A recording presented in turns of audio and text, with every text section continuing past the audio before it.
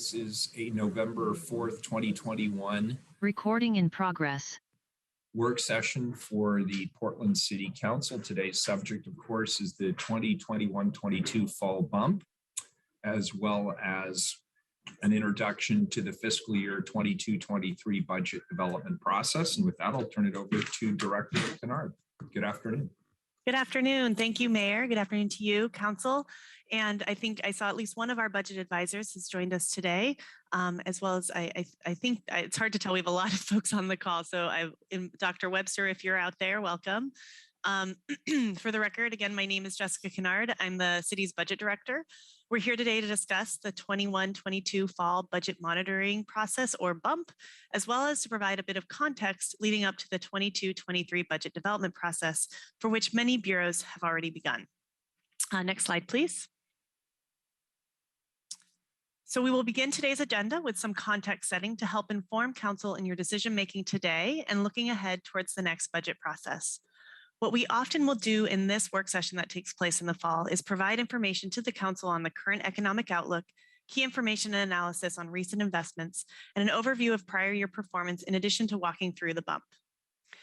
We know that this year is not like most years. We continue to face acute crises, and we have an unexpectedly large general fund excess balance, which is available to appropriate to one-time needs. The Mayor's proposed supplemental budget ordinance, also known as the proposed bump, includes substantial new investments in key priority areas. As a result, we're scaling back our contextual materials and prioritizing time for discussion in the Mayor's bump. We'll begin with a brief overview of key economic indicators by our city economist Peter Houselessness, and then provide an overview of recent revenue and expenditure trends. We'll then turn our focus to the Mayor's proposed bump. And in addition to significant general fund investments, the supplemental budget contains significant programming related to the Parks Levy. So we are reserving 30 minutes at the end of the work session to ensure Council's aware of those decisions. Next slide, please. With that, I'll turn it over to Peter Houselessness, who will provide us with a brief economic outlook. Perfect. Thank you, Jessica. You can go to the next slide. So let me start with employment by industry. This chart shows a select group of industries and how they have recovered since September of 2019. For example, the green bar shows a decrease of 9% for total employment, which means that overall employment in Multnomah County is down 9% between September of 2019 and September of 2021. Everything above the green bar has recovered slower than total employment, and everything below the green bar has recovered faster. A few points jump out. First, leisure and hospitality is down 33%. This is not entirely unanticipated, since COVID has affected hotels and restaurants more than almost any other type of business. Second, manufacturing is down more employees than the typical industry. This is largely due to losses in transportation equipment manufacturing, some of which likely occurred outside of city limits.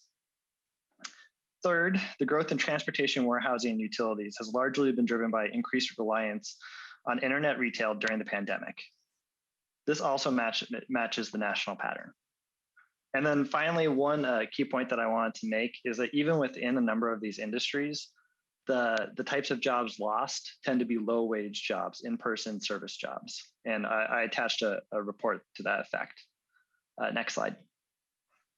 And so building off of that point, this data source uses real-time payroll data to estimate the change in jobs by wage since January 15, 2020. Think of these as tracking the number of jobs that meet a specific income threshold. For example, the green line shows that there are 4% more jobs paying more than $60,000 as of August 10th than January 15, 2020. As would be expected from the previous slide, the jobs that have been slowest to come back are those that pay lower wages. Since many of these jobs are service related, the recovery of these jobs depends in part on people's comfort levels going to stores, restaurants, and working in offices. Next slide, please. This data uses Google's COVID-19 community mobility reports to show how much time people are spending away from home in Multnomah County and where they are spending it.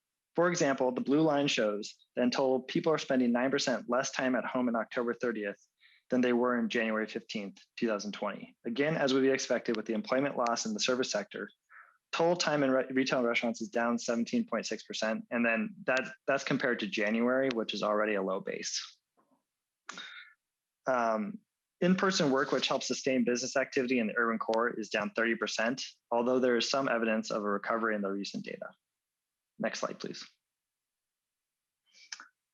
So this slide shows the past 10 years of population growth broken down both by net migration and natural increase. And net migration is just people coming in minus people leaving, and natural increase is births minus deaths.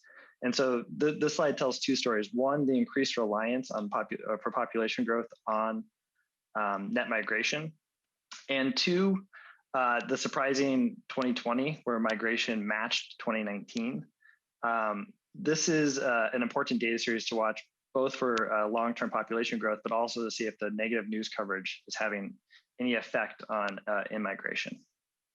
Next slide, please. So this is inflation for CPI all urban consumers. And the recent uptick matches the pattern seen at the national level. It is largely due to high demand for goods combined with supply chain disruptions. Economists expect to see a number of these disruptions abate in the coming months, and so inflation pressures should ease. And this also tracks closely with what bureaus use to for their labor contracts. And so the city of Portland is likely to see a 5% cost of living adjustment, which will be a significant expense. Yes, Mayor Wheeler. Yeah, I'm sorry to interrupt you. On the inflation, I see that this is for the West region. What does the West region include? Yeah, it's pretty broad. It includes California and it also includes, I believe, Idaho, Washington, and a few other states. And okay, thank you. I just wanted to get some perspective of how broad that was. Thank you. Mm-hmm. Commissioner Ryan? Yeah, hi, Peter. Your first slide, I think it was your first slide, you showed that leisure and hospitality were down 32% in Portland, but I didn't see what the national trend was. So I didn't have that on there.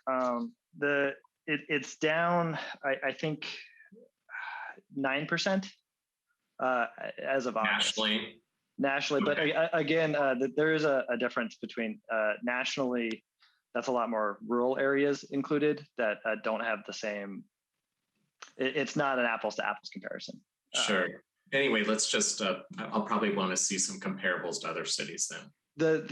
I do have one other. King County, which has Seattle, is down 24%. All right. Well, that really does allow us. We stick out. We do. Yes. All right. And Peter, my quick question was, you started with talking about the growth and revenue, and it's due. My understanding is we had the significant growth because there were some corporations and that made significant money during COVID. And so that's why we had this huge, not just us, but other governments as well, have had this huge insurge of one-time money. Is that an accurate statement? How much is actually one-time versus ongoing is still, I'm still not sure about, but yes, there has been a huge, and I'll touch on that in a couple of slides on the business license tax revenue. I'll let you go, but I just didn't want people to think that we underestimated. We always take conservative estimates, but we did not underestimate to that significant level. Yes. Thank you. And so the last point on inflation is just that bureaus are going to be seeing 5% COLA, and that is a significant expense in the upcoming fiscal year. Next slide, please. And so on quick sec. Shifting gears a bit, this graph shows the growth of general fund's big five revenue sources, which the big five are property taxes, business license taxes, utility taxes and franchise fees, lodging taxes, and state shared revenue, which is made up of cannabis, liquor, and cigarette taxes. And I'll touch on all those individually in a couple of slides. But 2 points on this chart. One is despite a significant excess balance this bump period, the revenue from these sources declined last fiscal year. It just declined less than expected. And the second point is revenue has more than doubled in the last 20 years. And just to build off of that, the question is how much of that is just due to population growth and inflation? And to answer that question, we have the next slide, please. And so this slide shows real per capita Big Five revenue over time. And as you can see, even accounting for inflation and population growth, revenue has grown significantly over the past 5 years. It's, I think, roughly 15% over the past 5 years. And this is in large part due to business license taxes, although most of the revenue sources did grow over this time. And then next slide. And so I'm going to go through each of these and make a few remarks on them. They are ordered from largest revenue source to smallest, though last year lodging taxes did come in smaller than state shared revenues, being the one caveat. And so, and I'll spend most of the time talking about business license tax revenues because I think that's where most of the interest is. Property taxes came in above forecast, $280 million. The forecast was $274 million. This is a relatively stable forecast and revenue source, and the expiring urban renewal areas will provide additional revenue in the coming years, especially starting in fiscal year 25. Business license taxes are the second largest general fund revenue source and very volatile. The forecast was 114 million and it came in at 178.5 million, 64.5 million over forecast. Now, a few points on this. In calendar year 2020, 10 companies made up 20% of the total revenue paid, and 100 companies made up 43%. This is out of over 45,000 registered companies. And so that just gives you an extent of how much this is driven by large businesses. And as the previous slides have shown, there have been certain types of workers' industries that have recovered faster than others. This is also true in the realm of business, where large businesses have exceeded expectations, while many small businesses struggle. And so earlier this year, 3/4 of S&P 500 firms reported higher revenue than in 2019. These are the types of firms that make up a significant portion of our business license tax revenue. And then some of these firms may have realized revenues or deferred expenses in anticipation of corporate tax increases at the federal level. This is anecdotal, but does have implications for ongoing business license tax revenue. On utility taxes and franchise fees, these came in just under forecast at about 700,000 under forecast at 87.3 million. This forecast is relatively stable, although the outlook is mixed as cord cutting behavior continues to push down some of the revenue sources. On lodging taxes, revenue for transient lodging taxes came in at roughly 4.5 million, significantly less than the anticipated 16.5 million. While this upcoming fiscal year should show some signs of recovery, the transient lodging industry continues to face significant headwinds. And finally, state shared revenues. This came in roughly 4 million below forecast at 21 million. This is in large part due to two state measures, measures 108 and 110, that raised cigarette taxes and capped the amount cities received in shared cannabis revenue, respectively. And I'll pause for a second to take any remaining questions before I turn it back over to Jessica. All right, thank you. Thanks, Peter. So I'll share with the council that we certainly have, and we started with a much more robust presentation. There's a lot that could be said around economic indicators right now. And so I'd offer that if any member of council would like an individual presentation from Peter, he's happy to give you a more robust presentation of our economic outlook. All right, so we're turning now to recent revenue and expenditure trends. So next slide, please. So following Peter's presentation on revenue growth, I thought it was important to share some information on where that revenue growth has been invested in recent years. So this presentation, because of sort of time constraints, it just seeks to show at a high level the investments of ongoing general fund resources. And it will also highlight some new programs that the city has created in the past years. I want to be clear that this presentation does not provide an assessment of the need for services or how those needs have changed over time, or performance data, including desired outcomes and what has been accomplished to date, nor an assessment of changes outside of the general fund. And all of those things are really important if you're going to have sort of a comprehensive look at revenues and expenditures and how we're doing as a city. This is not meant to tell us how we're doing as a city. It's just meant to show where some of that revenue has gone in the recent years. We are always, again, just like with economic outlook information, happy to provide council with more complementary information at a later time. We are working on our prior year report right now, and we'll have that available for release within a few weeks. Next slide, please. So as Peter alluded to in his general fund revenue slide, the city has experienced significant general fund revenue growth in recent years. I looked a little bit more closely at our recent growth in ongoing general fund revenue, which is what this chart shows. It shows that ongoing revenue growth over the past 7 years since fiscal year 2014-15. Over 7 years, ongoing general fund resources have grown by nearly $160 million or 39%. However, inflationary increases on that revenue account for the majority of investments at an estimated $113 million. This is important because it illustrates the need for revenues to increase significantly just to cover the costs and the annual increased costs of current service levels. However, in recent years, we also did experience some growth above inflation, which is estimated at around 47 million, which is the teal colored bar. Next slide, please.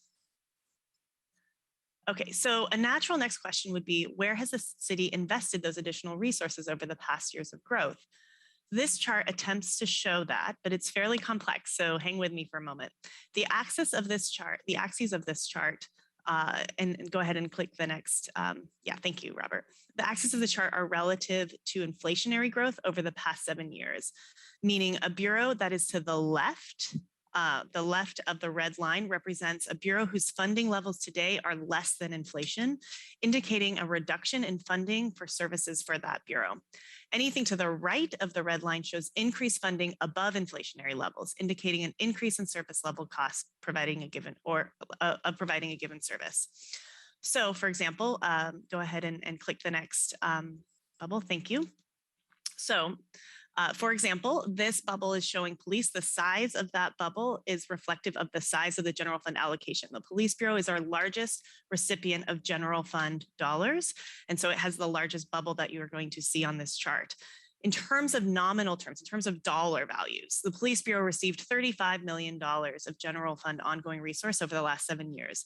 They received the largest dollar value of general fund resources, but you'll see based upon their placement on this chart, they're slightly to the left of that red line, which indicates that they have experienced growth at a slower rate than inflation, which indicates that they have received a reduction in funding as compared to what would be assumed based on inflationary increases. Next bubble, please. Then we have the next largest general fund bureau is our bureau, Portland Fire and Rescue. And they received $28.6 million in the last 7 years, which represents just a slight increase above inflation. Next bubble, please. The Parks Bureau is our third largest general fund bureau, and they received $30 million. Now, this was a notable increase above inflation. It was about 35% above inflation. I would say that part of this increase was due to a labor bargaining arbitration award, converting seasonals to permanent. There was a significant expense associated with that, so it didn't necessarily represent increased service levels, but it also includes funding for increased operations and maintenance of new parks, increased park rangers, and a number of other services as well. Next bubble, please. The fourth largest general fund allocation in the city goes to the Housing Bureau, which most of that ongoing general fund is actually sent to the Joint Office of Homeless Services. This allocation received an increase of $21 million in ongoing general fund over the past 7 years, which represents a 152% increase above inflation. So from a dollar standpoint, this is a less of an increase than either of the bureaus I just mentioned, but from a percentage standpoint, it's more significant. And what that indicates is that this has been a consistent priority or a significant priority of the council for investment when we've had available resources above inflation. Next bubble, please. And you can go ahead, Robert, and click through the next, I think 4 or 5. So then we have a series of other bureaus. I just listed the top 10 allocations here that experience different levels of growth. A number of bureaus have experienced a notable increase above inflation, but in terms of dollar values, it's not as significant as those top 4. Again, I just want to say that this is silent on sort of need and demand for services. It's just showing where the money has been invested over the last 7 years. Next slide. If I could stop you and ask a question for just a sec. As I look at transportation, are you saying that our increases in transportation costs have not kept up with inflation, and in fact, we have lost ground as it relates to inflation? Great question, Commissioner. So this is just general fund ongoing allocations. The Bureau of Transportation is predominantly funded through gas tax revenue and parking revenue and what they call their general transportation revenue sources. They receive, I think, around $9 million of general fund every year, which is more than a number of other bureaus, but it's not significant compared to their total budget. And so they have experienced, what you see here is a reduction of $250,000 in ongoing general fund, largely as a result of cuts over the last several years. But in relation to their overall size of their budget, that's pretty small. Thank you. Any other questions? All right, next slide, please. So I can't just not acknowledge the significant increase of resources that we continue to send to the joint office. And I'm just curious if there's any analysis about the added value that continues to be added as we continue to add more dollars to that particular office. I know we're in the process of renewing an IGA, but we haven't yet. Is there any data about the outcomes based on the money we keep pouring into that particular entity? Yeah, thank you, Commissioner, for the question. So we are looking at performance data right now as part of our prior year report, and we'll have some information available for the council in a few weeks. There is a lot of data that the Joint Office collects and makes available around the services that they're providing, and so we're digging into that a little bit more as well. But I think your question is a good one, and certainly one that I think is not uncommon. Is what are the outcomes that we're seeking, and how can we make sure that we get there? All right. So this slide is just showing also I wanted to highlight that the city's also created a number of new general fund supported programs and initiatives that are geared at addressing key community priorities. So the Joint Office was created in 2016-17, and I need to highlight here that the city was providing general fund resources for homeless services before the creation of the Joint Office. The Joint Office sort of merged city funding and county funding together, and so we haven't contributed $29 million since 2016. We provided the first year of the inaugural year of the Joint Office of Homeless Services, we provided $22 million. The allocation has increased by a little over $6 million since the creation of the Joint Office. But it is obviously, it's a big new initiative and something we've been working on really hard with our partners over at the county. And so now the most recent budget for this last year is around $39.7 million with $29 million of general fund going to those services. We've also created a rental services office within the Housing Bureau, which has a large budget that's predominantly not funded with general fund. We also created an impact reduction program and an Office of Accountable Elections, the Portland Committee on Community Engaged Policing, 311, Community Safety Transition Team, and Portland Street Response. So I wanted, these are important to highlight from a financial and an investment perspective, but they're also important to highlight from an operational perspective. Wanted to acknowledge that the city is actively developing and deploying several new models and programs to address key community issues. And that sometimes gets lost when you just focus on sort of the big bureau investments. If I may ask another question, as I look at the impact reduction program, and so in the budget that we adopted in June, we adopted a $7.3 million budget, and I'm seeing something like $6 million additional dollars being proposed in this fall bump. And I'm just trying to figure out how that would even be possible for the impact reduction program to, if they don't double in size. My concern is if they don't double in size, they won't be able to actually utilize those resources in the way they're intended. And B, if they double in size, what happens when the money runs out for that 1 year investment? Yeah. So I believe, so we'll walk through each of the investments that are in the mayor's proposed. And I do believe somebody is, I don't know if it's, I can't remember if it's Lucas that is on the call or not, but hopefully somebody is on the call that can answer your question, Commissioner. And I will move quickly and we will ping that question. And so if Lucas, if you're on, be ready to answer Commissioner Curtis's question, please. All right, next slide, please.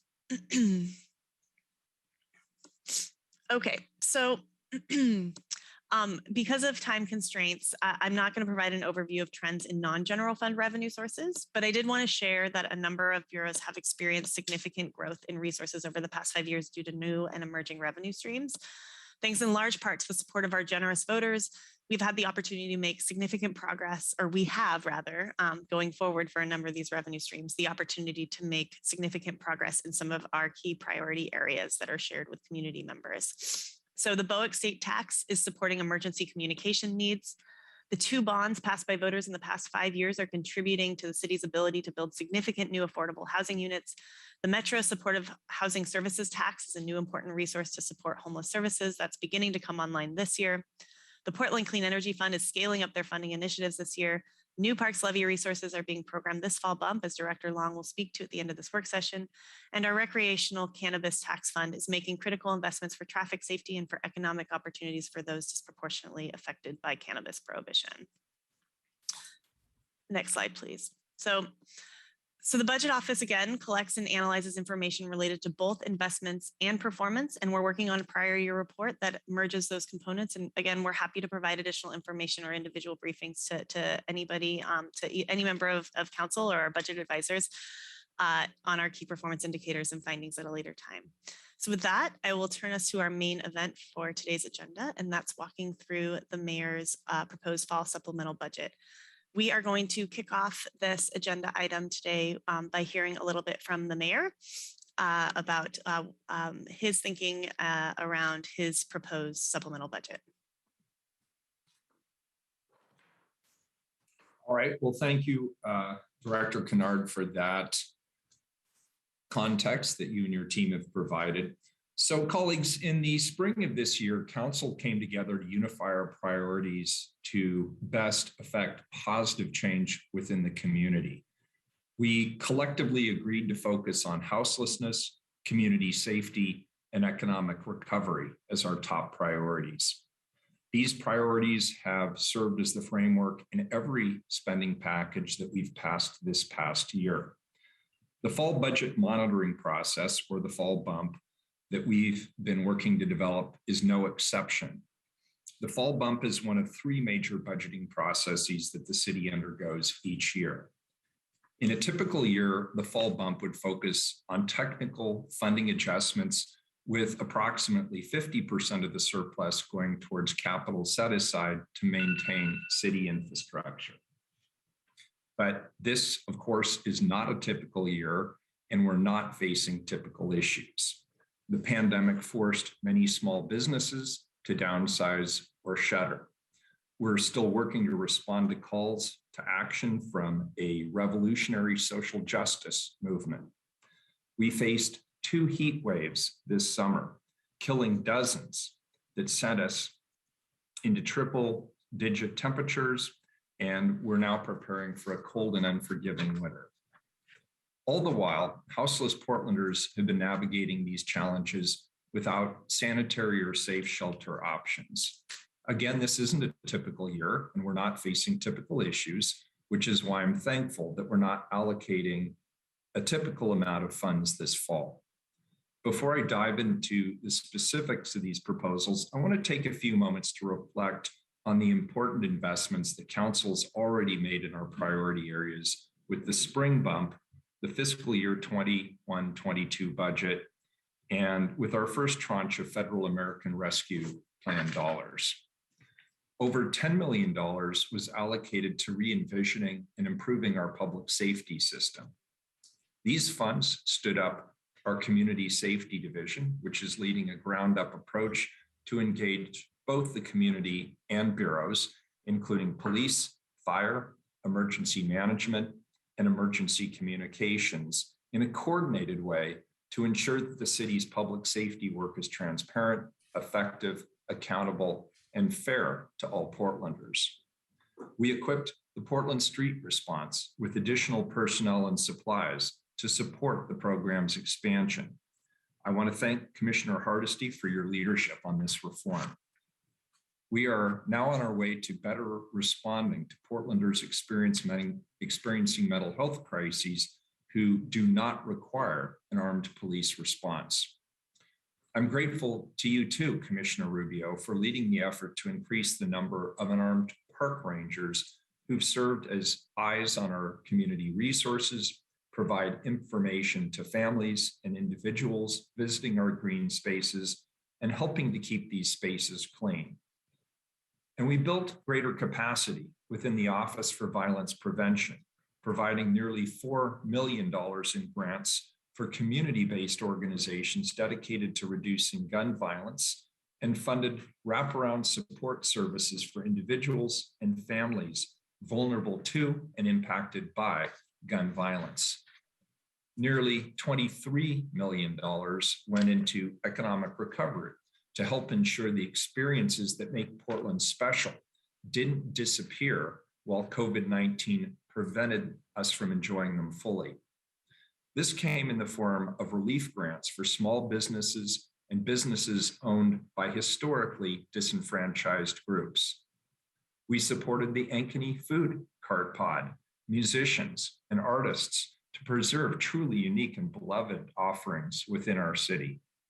And we funded measures that allowed businesses to adapt to the constraints of COVID-19 by opening our public right-of-ways to seating for bars and restaurants.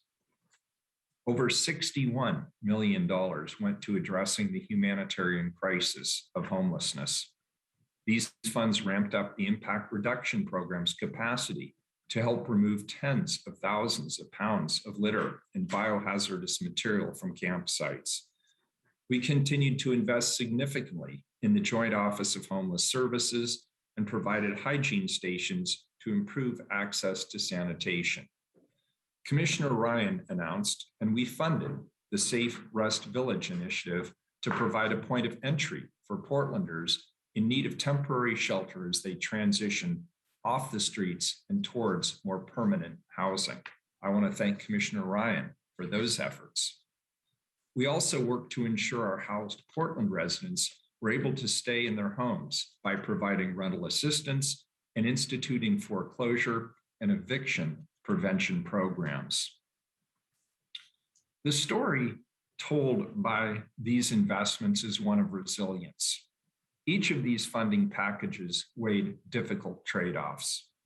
We invested in innovative ideas like the Portland Street Response and Safe Rest Villages because Portlanders deserved more action and better results.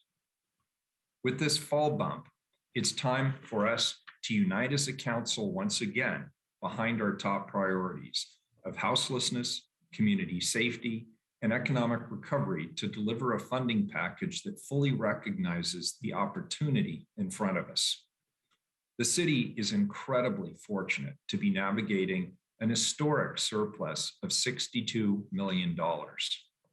These funds provide us with a crucial opportunity to address our most urgent needs, assist our most vulnerable community residents, and stabilize Portland while the upstream investments we've made and will make in the next fiscal year take shape.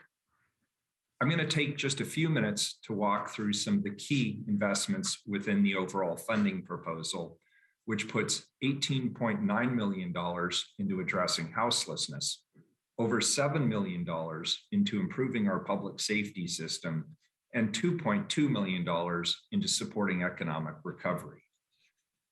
I want to first thank my colleagues and their staff for our, at times, daily meetings to develop and finalize these items. I truly appreciate your time and your collaboration. This investment proposal focuses on infrastructure, human infrastructure. I want to begin by discussing the aspects of this package focused on addressing houselessness. I first want to thank Chair Kafoury for reaching out and offering to combine county and city resources to better address our houselessness crisis by leveraging our resources. And a big thanks again to Commissioner Ryan for your ongoing leadership on houselessness. I'm grateful for your partnership in developing this houselessness proposal. These were not easy conversations, and I know how hard both of our offices worked to form and finalize this comprehensive strategy. Council is well aware of the houselessness crisis and the unsanitary and dangerous conditions in which members of our community are struggling to survive. And each and every one of us as commissioners has been fully engaged in addressing this humanitarian crisis. We all know that we will not find sustainable housing solutions overnight. On Monday, I called once again for congressional action and federal investments to end this humanitarian crisis. That fight for support and action will continue, but Portland cannot afford to wait for that federal assistance to arrive. The county chair, Commissioner Ryan, and I developed a comprehensive 11-part strategy to provide a cleaner and more compassionate houselessness response. This package allows us to increase campsite cleanup 5-fold, returning us to pre-pandemic operation levels. It supports our outreach workers and increases our capacity to do outreach work. It offers resources like storage services and hygiene solutions. In addition, it funds greater capacity within the Behavioral Health Unit, a unit within the Portland Police Bureau that responds to acute mental and behavioral health crises. I want to pause for a moment to thank Commissioner Mapps for his advocacy to expand the Behavioral Health Unit and support Portlanders experiencing mental health crises or substance abuse disorders. This proposal also funds the creation of a street services coordination center, which will monitor shelter bed availability in real time and allow outreach workers and first responders to offer a bed that they know in real time is available. Our biggest investment within the package will provide an additional 400 beds within our short-term and transitional sheltering system. All of this is towards the unified goal of getting as many people off our streets as quickly and humanely as possible. Now let's talk about public safety. Yesterday, I held a press conference on public safety. I said it then and I'll say it again now. This is the deadliest era in modern times for our city. We've passed a historical threshold of 72 homicides and over 1,000 shootings in this year alone in the city of Portland.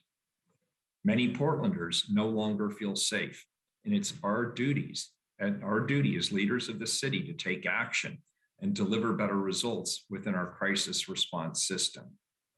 We planted valuable roots for change with our upstream community-based investments, but our strategy to improve public safety needs elements of prevention and intervention. It's time to get serious about improving the training, tools, and staffing of our police bureau. Investing in the 3 R's, refocus, reform, and restaff, supports a both and approach to community safety that works to fill an urgent service gap while supporting longer-term, upstream, community-based solutions to reduce gun violence. Refocus. Portlanders are facing wait times when they call 911, and our police and fire bureau are overwhelmed by the amount of incoming service calls. We need to ensure that we have the capacity to not only answer emergency calls, but respond in an effective and thoughtful manner. We need to fund a more effective 911 call triage system that sends the appropriate response service to each call. We also need investments in alternative policing solutions, including unarmed response. I'm proposing to expand our public safety support specialists, or the PS3 program, to 40 specialists, and I'm also supportive of Commissioner Hardesty's efforts to expand the Portland street response. Reform. It's not enough to send the appropriate response to a call. We need to ensure that each responder group is equipped with the training, the tools, the resources, and the personnel required to do the job effectively. We begin that work by hiring a dean of police education and training to develop and institute research-based curriculum, training protocols, and procedures that align with best practices around training.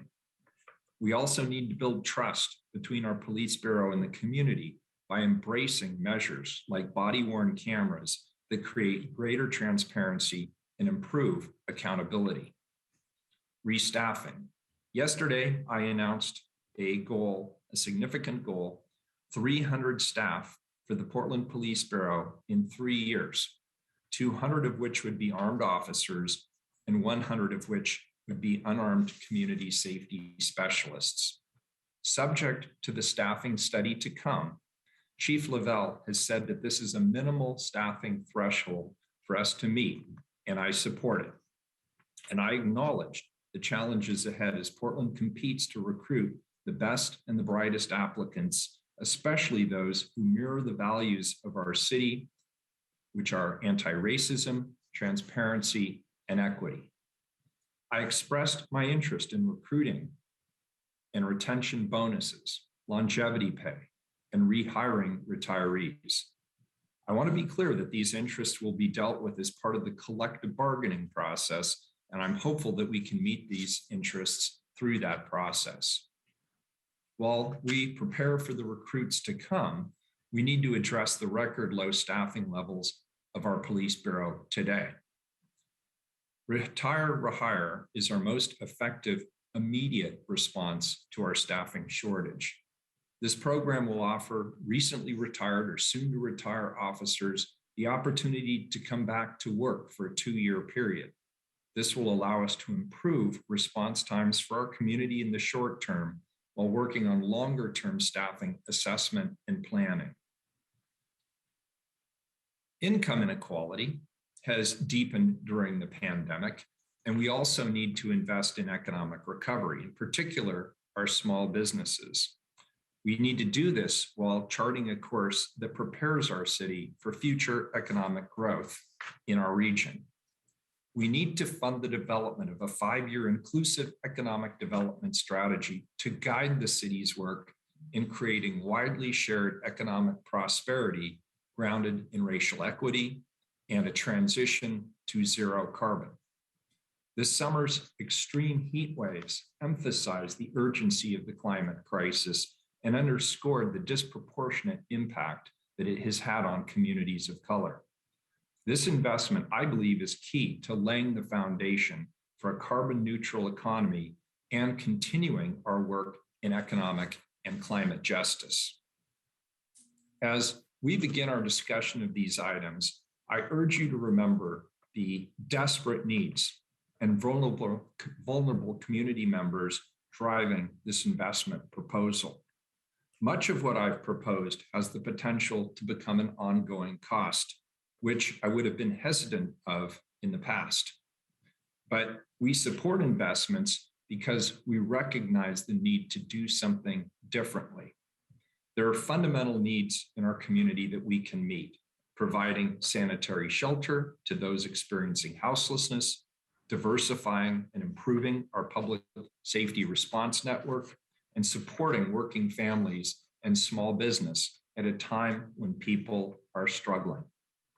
Investing in these improved resources and innovative programs directly invests in the people of our city.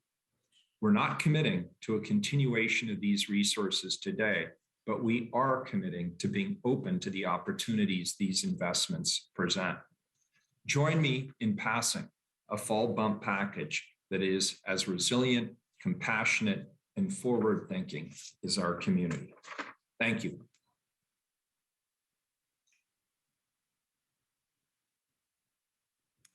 All right, Robert, would you please pull the slideshow back up? Thank you, Mayor, for those words.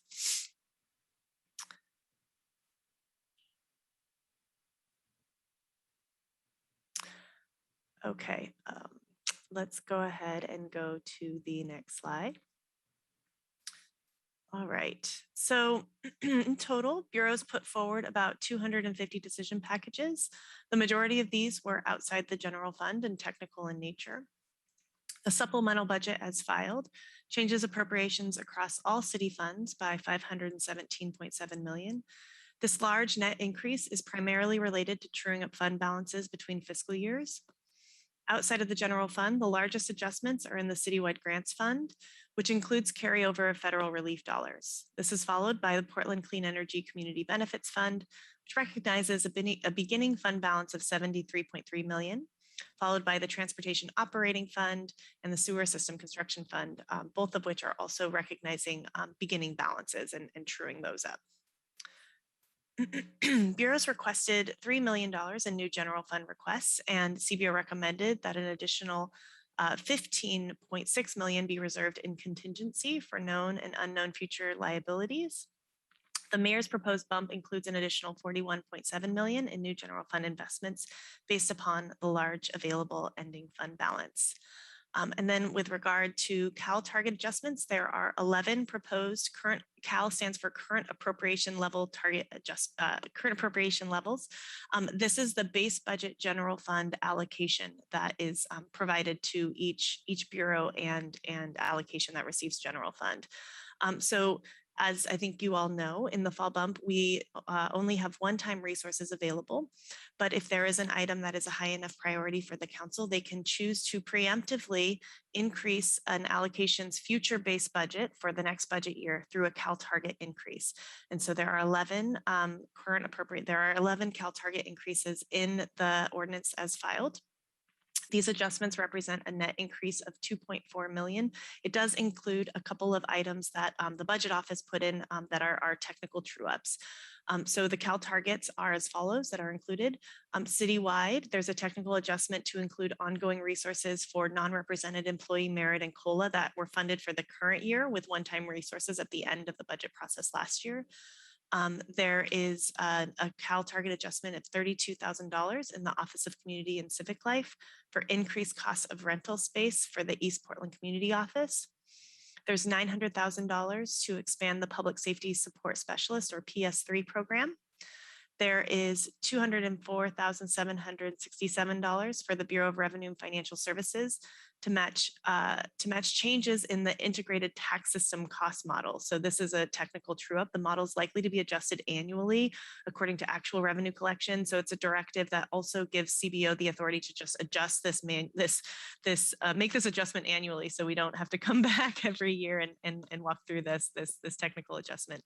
But this year there's a Excuse me, Director Kennard, if I can stop you. I just want to make sure I'm understanding the CAL target increase and what it entails and what it doesn't entail. Mm-hmm. And so you just mentioned that it entails PS3s, but I believe you're referring to PS3s that were authorized in the June budget process and not the additional ones that the mayor has proposed. Am I accurate in that?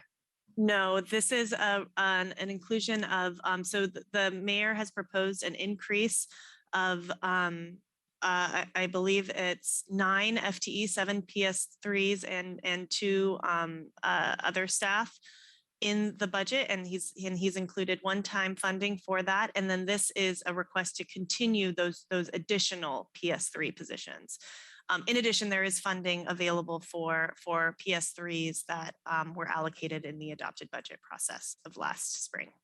There's also a budget note adopted in the budget process next year that we would only add a certain number until we had some analysis back to determine actually what do PS3s do with their workday. Where are we on that? There is a budget note asking for a report on PS3s and some performance metrics. And I'm not sure, I think I saw Mike Myers was on the line. I think he was put in charge in that budget note. And Mike, I'm sorry to put you on the spot. Do you have anything that you would add to Commissioner Hardesty's question around the status of that budget note report? Thank you, Director Kennard. My name is Mike Myers. For the record, I'm the Community Safety Transition Director. During the fall bump process, we did put forward, ask for $300,000 one-time funding to do a staff study for Portland Police Bureau. Now that staff study is just not about the PS3s. We'll be looking at time on task, shift work, what we need to account for normal shifts. Excuse me, Mike Myers, yes. That's not what the budget note said. What you're talking about is a new request for $300,000 that would do a staffing study for Portland Police Bureau as a whole. What I'm asking about is the specific budget note that was passed in June that maybe DC Forum can answer, but we put a stipulation on the number of PS3s that could be hired until we had data. And so I just want to know what's the plan for data before we think about adding additional individuals. Understood. That might be better answered by DC From. Yes, I'm happy to answer that. That report or study is underway. It is not completed. Our strategic services division, our training division, and personnel division are all co-working on that. The goal is to have that by the end of the calendar year, Commissioner. I have reached out to the various commissioner offices and have input from everybody about what they would like to see in the study. So we're hoping that when it gets to you, it will answer all the questions that you have. Well, hopefully you'll ask me to what I'd like to see in it before you finalize it. I got your thoughts through Carly. Oh, okay. That you have my thoughts well. I appreciate that. Thank you. Well, that's a really, so it would be premature, I would think, for us to actually be moving forward a package without having those questions answered. But it sounds like we will have that information more than enough time for the regular budget process that we will start next month. Thank you.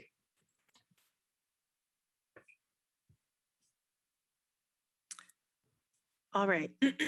So moving along with the 11 included Cal target increases, there is $291,313 to support 2 permanent communications positions in the Community Safety Division in the Office of Management and Finance. There's a net zero adjustment that moves 3 positions from PPB and the Portland Fire and Rescue to the Community Safety Division to help phase in the centralized business operations team.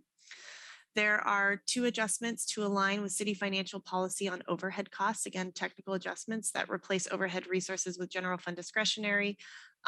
There is $150,000 to support the Office of Violence Prevention. And I believe there's a position involved with that allocation. And there's $350,000 in the Portland Police Bureau to support ongoing costs of increased behavioral health unit officers and clinicians. This is to continue the work that is being proposed with a one-time allocation in the fall bump. And then $300,000 in the Portland Police Bureau related to Department of Justice Settlement Agreement. This is for Director Kennard, I'm sorry to interrupt you. Are you meaning to have this slide up, or are you meaning to have the spreadsheet up right now? So what I'm talking about right now is we always make sure that council's aware of the Cal target increases. That spreadsheet does not have Cal target increases. Okay, great. So, Sorry to interrupt. I just wanted to make sure this is what you wanted. Yes, it is. Okay. It is the order of operations potentially is a little backwards because we're not having the opportunity to talk about those things first. And there is okay. I understand. Sorry there. to take you off base. I just wanted to make sure you were showing what you wanted to show. Thank you. You are correct, Mayor. There is an overlap here, and I think that's Commissioner Hardesty's to your question. Were you going to ask a question about the behavioral health unit or the Office of Violence Prevention? Well, if we're going to go through the spreadsheet, then I'll wait till we get to the spreadsheet, but I was confused about how we were going to do this thing. Yes. Yeah. So we just wanted to highlight those ongoing items, and we can come back to them. I can re-list them at a later time when we walk through the spreadsheet in a moment. I just want to also note that we do note in the ordinance that per the terms of Department of Justice settlement, we are obligated to fund the ongoing costs of the body-worn camera program. This also has a nexus with the spreadsheet, which we'll talk about in a moment. Go ahead to the next slide, please. So this is a summary of the excess balance. As already has been discussed, we have a highly unusual situation with available excess balance in the amount of $62 million. Typically, this is split evenly between capital set aside and unrestricted contingency. However, as the mayor mentioned in his talking points, we are not in typical times. His filed ordinance does waive the capital set aside policy, making all of those resources potentially available for allocation for general needs under the discretion of the council, should council approve it. And those resources contribute to 2.5 million which is already sitting in our contingency. So there's a total of 64.5 million that is available for appropriation. Next slide, please.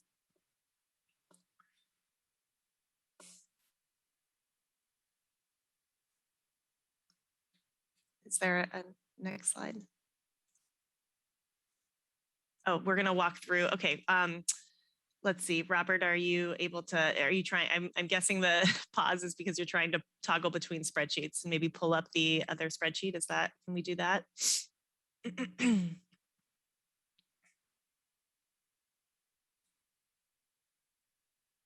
Uh-oh. Not sure what's happening.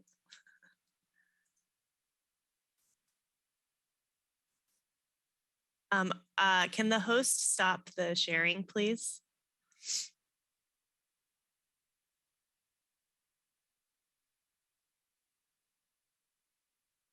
Is our host able to stop the sharing?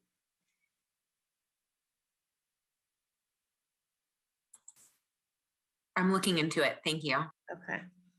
Oh, great. Okay. Let's see. I'm not sure if I'm wondering if my staff member is having some internet challenges. Jane Marie, if you're on, would you mind pulling up the spreadsheet, please? Yeah, I just got a message that my staff person got kicked off of the Zoom meeting. Sorry about that. Okay. All right. I'm going to try to do this myself. Hold on just a moment, folks. My apologies.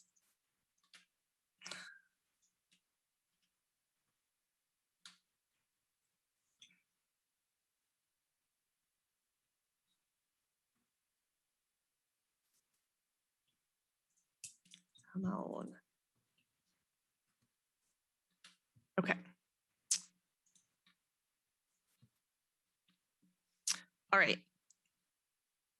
So I'm going to share my screen.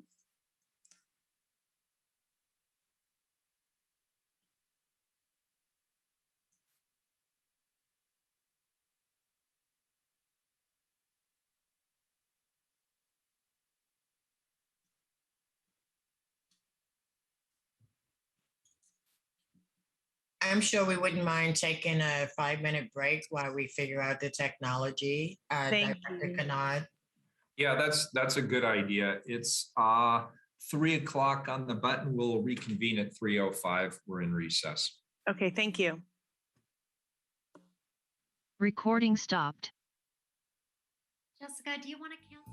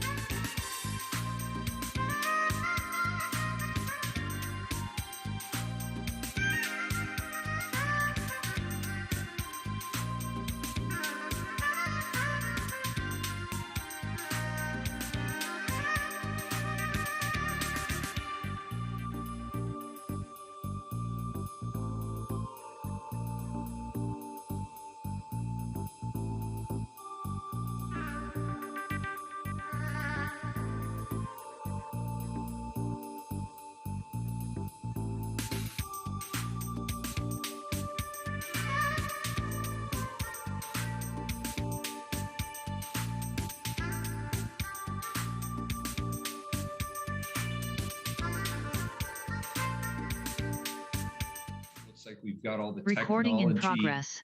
gremlins fixed out here. Go ahead, Director Kennard. Great, thank you. And thanks so much to the clerk's office for your help with this. So what we're about to walk through are general fund addition packages. They are all for one-time general fund. I just walked through the ongoing CAL target increases that will impact the ongoing base budgets for next year, but these are all for one-time allocations. There are going to be two tabs that we walk through.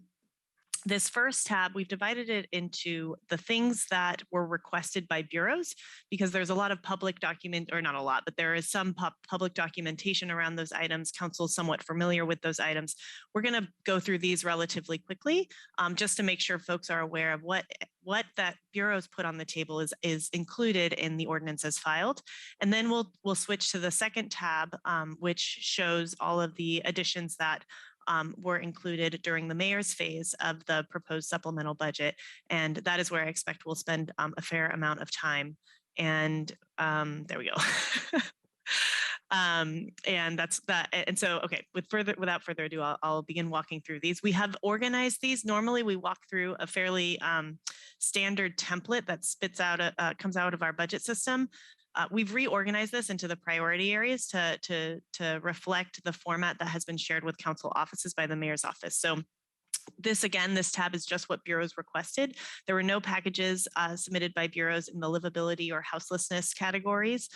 There were a handful of packages submitted by bureaus related to economic development. So this is just showing that there's $19,127 for Old Town Chinatown street closures. I will note that because of the number of packages that are listed, what I will be doing is just saying the title and the amount of funding, and I'll pause. And we have the description up there for folks to see and read. If there are any questions or people would like for me to read the description, just let me know, just shout it out, okay? But in the interest of time, we're just gonna see the title and the dollar amount to start out. Okay, Old Town Chinatown street closures, $19,127. Prosper Portland requested funding for community TIF district exploration that is not currently included. Prosper Portland also put forward a request, a request on behalf of the Ankeny West CART blocks for $25,000 of infrastructure funding. This is included, and there is an additional allocation that has been added in the mayor's phase that will be discussed on the second tab. The Bureau of Emergency Communications asked for and has included 3 allocations, $838,503 for fiscal year 2021 year-end surplus for additional capital needs, emergency communication training supervisors at a cost of $267,046, and then finally funding for call response software at $115,000. Portland Fire and Rescue has requested resources. I believe it's 1.1. Can you expand that column, please? Thank you so much, Megan. Thank you. Yes, $1,081,080. This is from the policy set aside for Portland Street Response, and this is to expand the pilot citywide. There is additionally coming into the Portland Fire and Rescue, there is $260,000 for fire station security and $300,509 for limited term inspectors. Scroll down, please. Within the Bureau of Emergency Management, the mayor's proposed supplemental budget includes $600,000 for Emergency Coordination Center's Joint Volunteer Information Center. This represents a $300,000 increase over the CBO recommendation. And I do know that there are folks online if there are questions about that allocation. Yes, what is that allocation going to fund? Great. So I would like to turn it over to Jonna to answer that question for you.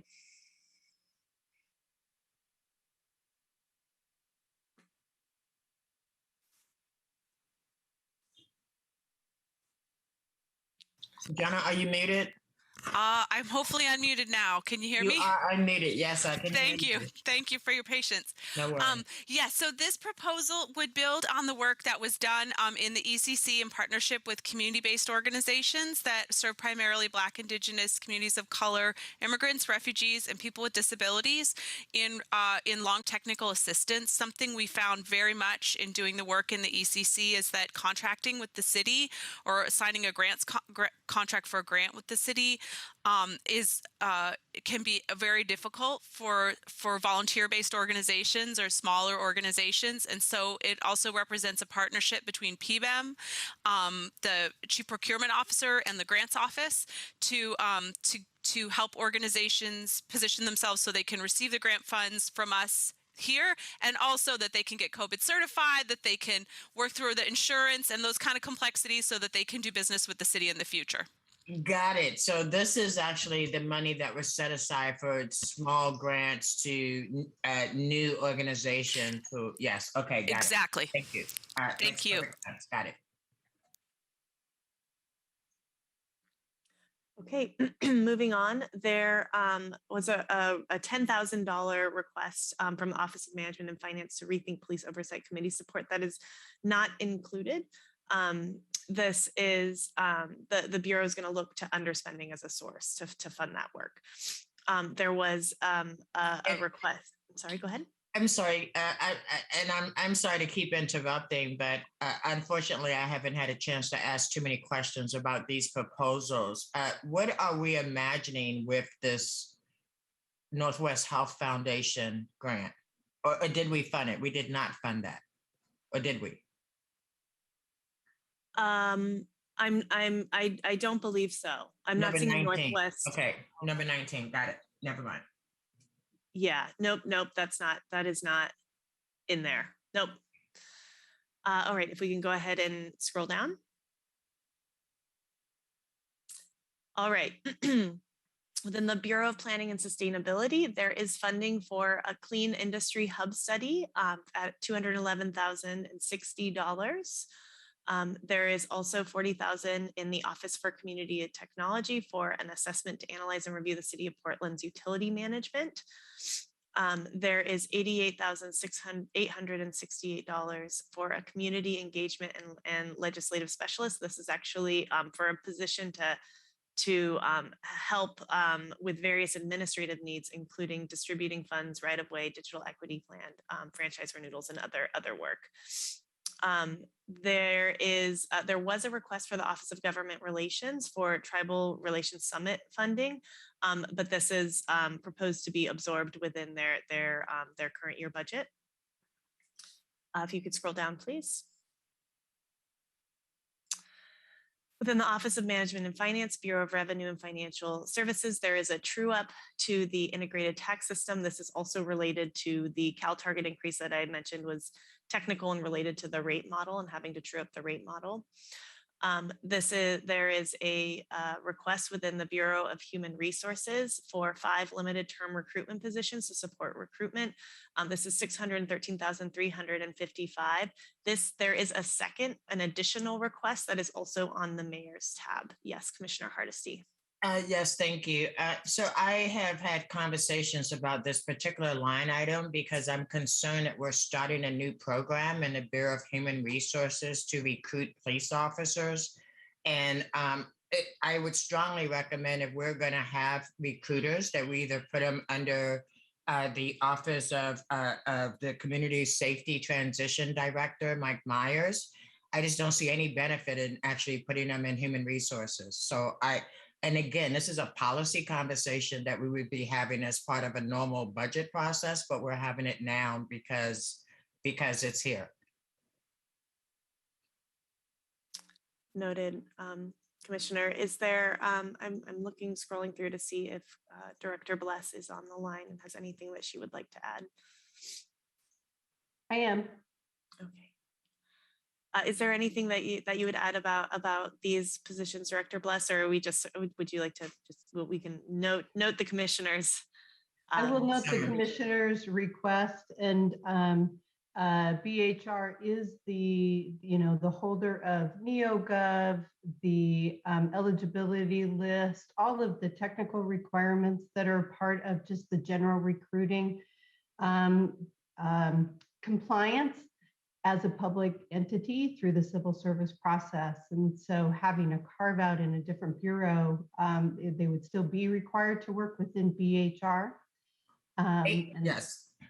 Thank you for that. But again, my point, I want to be really clear is that I think it's appropriate for first responders to be responsible for hiring first responders and not human resources. So, and again, it's unfortunate we're having this conversation now, because if this package is approved as presented, we will be making a long-term commitment with one-time money. And I'm not ready to make a commitment of this magnitude with one-time dollars. Thank you. So if we could scroll down, please, a little bit. We have a request from the Before you CAB. move off that, I just want to, those are limited term, are they not? They are limited term positions. Okay, yes. thank you. That's correct. But limited term means they may come back and ask to extend them. So it doesn't mean it's one-time funding. It just means that we haven't fully anticipated the full cost of these positions. That's correct. They'd be hired with the understanding they're limited term and there's no guarantee beyond that funding. All right. So the next three items were requested but not funded. They're project manager funding. The Bureau believes they can absorb that cost in the current year budget. Pathways to contracting. This was a request from the Bureau of Revenue and Financial Services, specifically procurement. That is not included currently. There was also a request from procurement for a package related to equity goals and workforce compliance for $266,000. That was not included. Can you scroll down, please? There was a request from the Charter Review Commission. The request was actually for $212,000, but it was increased during the mayor's phase to $300,000. That is included to fund the second phase of their work. And then there was funding.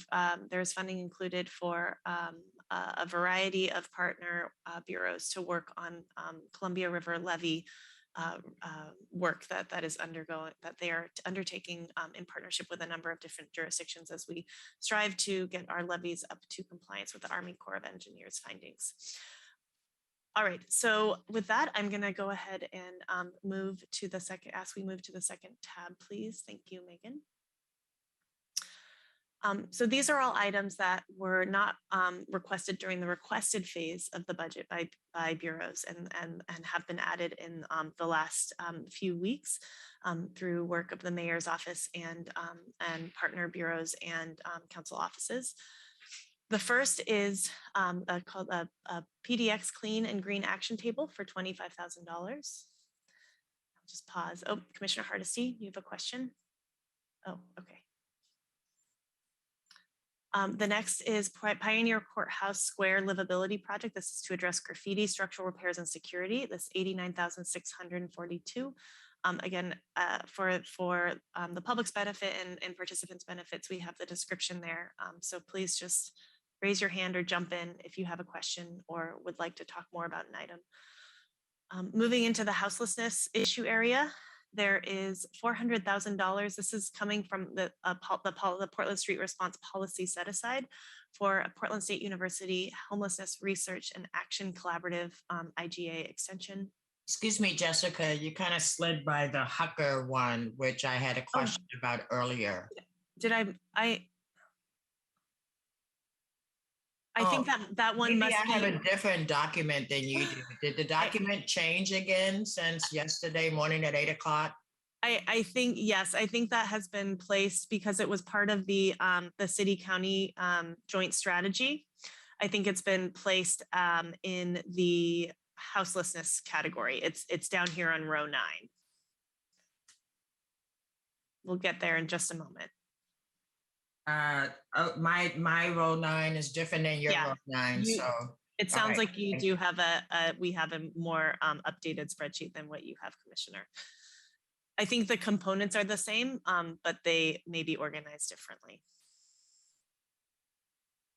All right. So the row number 7 is where I'm at. This is beginning the 11-point plan that was constructed between the mayor, Commissioner Ryan, and the county to address housing and houselessness. The first investment is an investment in direct engagement with high need unsanctioned encampments. That's for $687,500.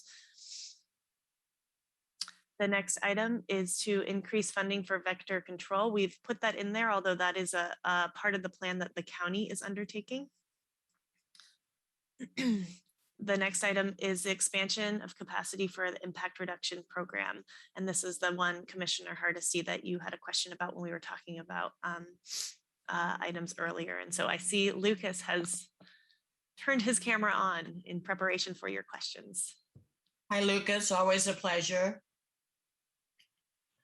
My question is about $6.5 million additional dollars, and I understand it's only going to cover 7 staff. How is it possible to double your budget and only add 7 staff and actually have better outcomes? So it doesn't actually cover any staff positions. In last year's budget, we increased our staff by 2, and those onboarding, that onboarding is underway. We have our final round of interviews next week. So what does the $6.5 million cover? My document says 7 FTE. You're saying it doesn't add any additional No, what staff? we wanted to do was double the capacity. So in the regular budget cycle, we doubled the capacity of Clean Start. We added 7 new crews, and that's kind of our first intervention where they go and pick up garbage and perform risk assessments. What we're finding now is that the amount of material has increased so dramatically, and the number of very, very high impact encampments has increased exponentially, that in order for us to kind of get back to where we were prior to the pandemic, we're going to need to double our capacity with our vendor that does the campsite removals. So right now we have 9 crews.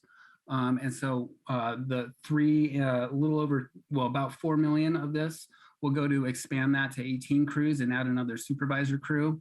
So that, and the example I use is Portland International Raceway. So that area in between PIR and Delta Park, that took all 9 of our crews 2 entire weeks to kind of just start making a dent in that. We're still working our way around that park.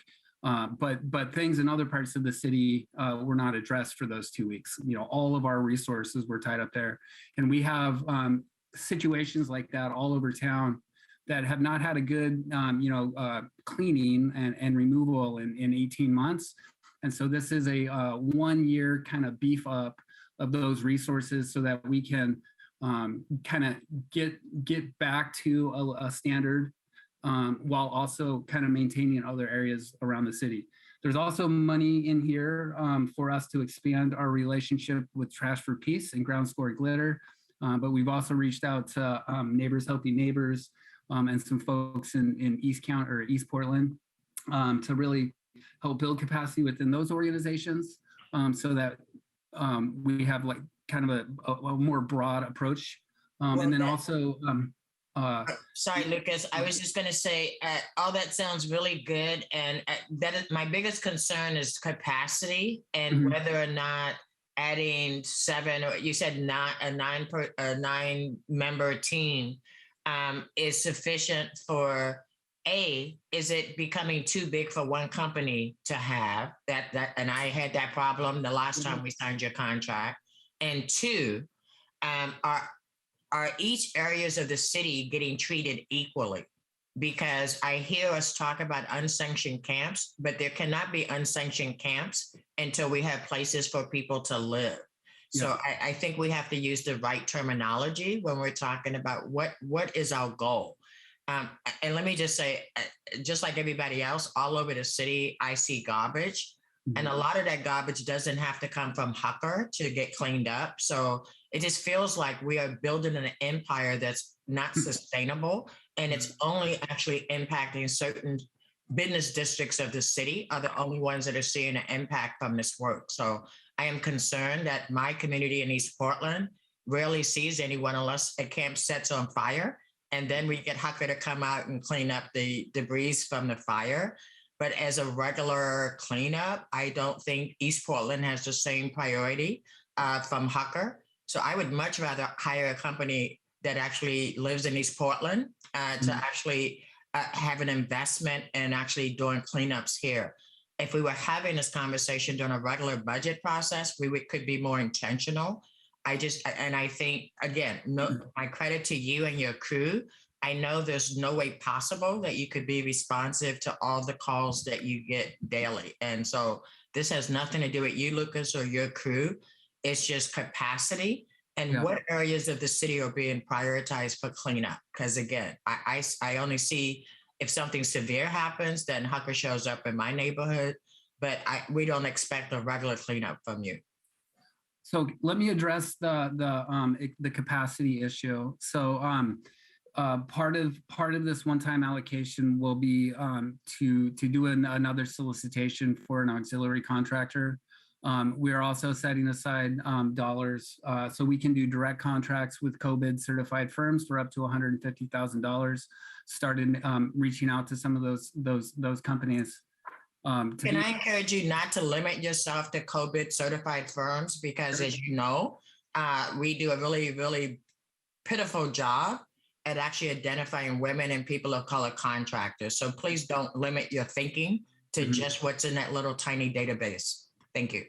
Yeah.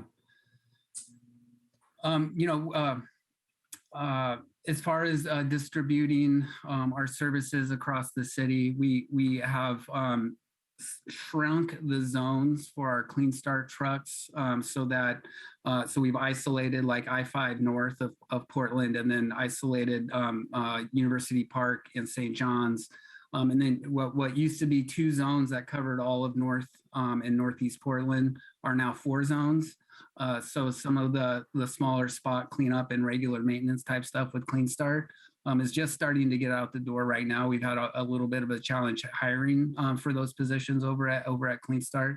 But I would anticipate that citywide with this additional resource, as we get into spring and summer, us being somewhere picking stuff up will be a more common occurrence across the city. And equitably distributing our resources throughout the city is something that I've been focused on for a number of years, because I think that there's been a long time perception that we focus on areas like downtown while East Portland gets forgotten about. And that was really the reason that we developed a risk assessment tool, so that it didn't really matter who or how many people were reporting the situation. As long as it got reported to us, we would send crews out to assess it in a standardized way, and then take action based on that standardized assessment. Commissioner Matz, yeah. This question is also for Lucas, and it focuses in, or maybe expands on some of the questions Commissioner Hardesty raises. One of my personal goals out of the bump process is to make the investments that we need in order to make a dent in the litter and the illegal dumping that we see in the city. I really hope that a year from now, Portland is a much cleaner city than it is today. How much of this, does this $6.5 million move us towards that goal? Is it reasonable to expect the city to essentially be cleaned up in a year from now? I think it gets us much closer to that goal than where we're sitting right now without this resource. And I think there are other systems in the metro area that are ramping back up and coming back online that are going to be a massive assist. So for the last several 18 months, metro has been under capacity.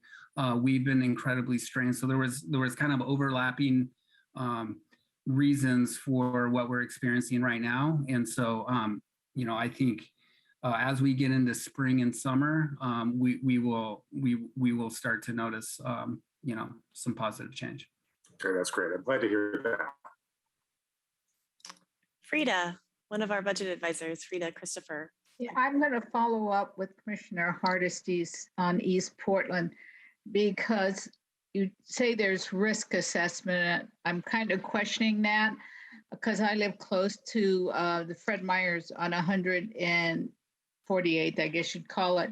And 146, as I go to the store each week, the trash keeps growing, the encampments keep growing, and there is no way anyone can walk down a sidewalk now. And so it seems like me that's somewhat of a risk when there's no sidewalk left to walk on, and it's actually falling into the street now. And I've been monitoring this for months, and there has not been one piece of trash picked up in that area. And I'm sure it's been reported multiple times. And so I'm seeing several of those things in East Portland. So that's my comment. And then the question is, you talk about sections that you've divided, and you talk about Northeast Portland, but what about East Portland? East Portland is different than Northeast or Southeast Portland. How many sections is East Portland divided into? Originally we had the city kind of broken up into 5 different zones, and we turned that into 10 different zones. So for East Portland, that comprises 3 different zones. So we're talking east of 205. So we have 3 different Clean Start crews that are responding to campsite reports in that part of town. And then we also have 4 floater crews that can go to some of those locations where there's a need to spend several hours and several trips to the dump. We're still in the process of getting those resources online, yeah, it's essentially broken up into 4 zones. Okay, thank you. Yep. I'm sorry, Lucas, did I just hear you say you're having challenges getting the resources you currently have online? Well, there's just been organizationally within Central City Concern, hiring staff. We've experienced HR challenges. All the different organizations that we've worked with are experiencing HR challenges with recruiting and retention. We're working on resolving those, but anything from ordering trucks and trailers, just supply chain issues and labor tightness is a challenge.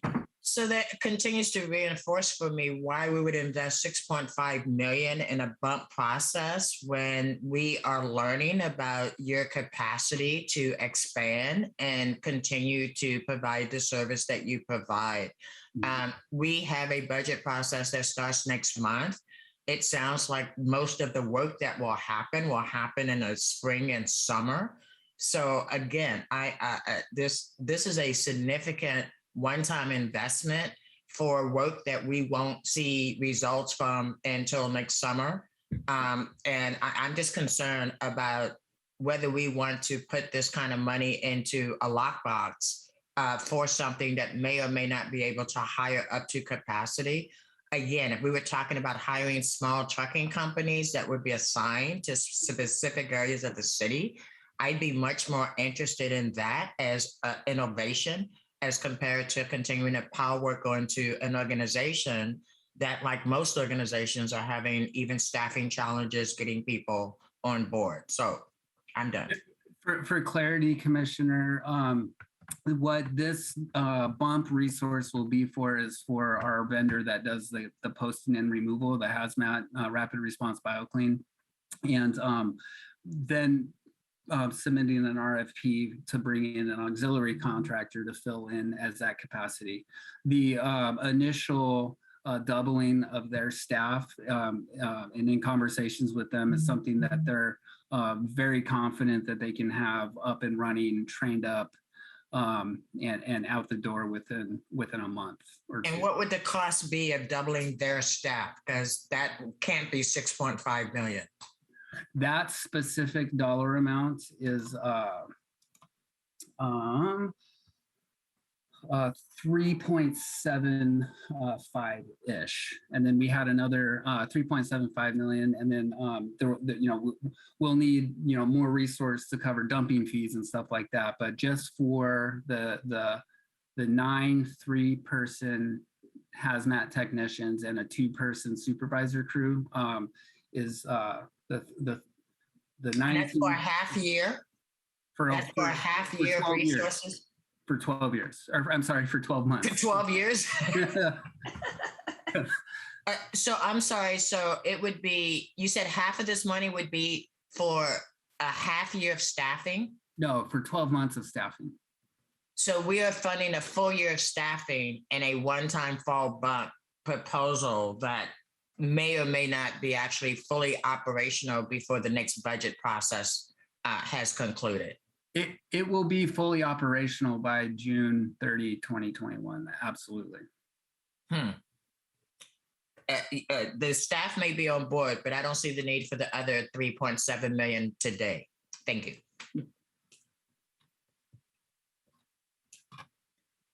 Any other questions on this item? All right, the next item is for $500,000 for cleanup in dangerous terrain. And there's a description again over there on the right. The next item is called Investment 5. It's for additional storage and hygiene solutions for $2.5 million cleanup. How's that being? Who are we funding to do that? Is that Hucker as well? I believe it's being allocated to the impact reduction program. Could I have Sam speak on that, please? Go ahead, Sam. This is the investment 5 refers to this is part of the joint proposal negotiated with the county and Commissioner Ryan and the mayor's office. And this sets aside money so that we can do a strategic assessment and plan on how to get more hygiene solutions out. Oh, I'm sorry, Sam. Unsanctioned camps around the region. I'm sorry, Sam. You're answering the question that I didn't ask. I was actually asking about the funding cleanup in dangerous terrain. Which one? The one just above that.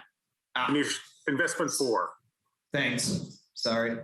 So this allows for us to hire jointly with ODOT, the railroads, the county, TriMet, a specialty contractor that can go in and clean up dangerous areas that are currently contracted crews are not certified to clean up.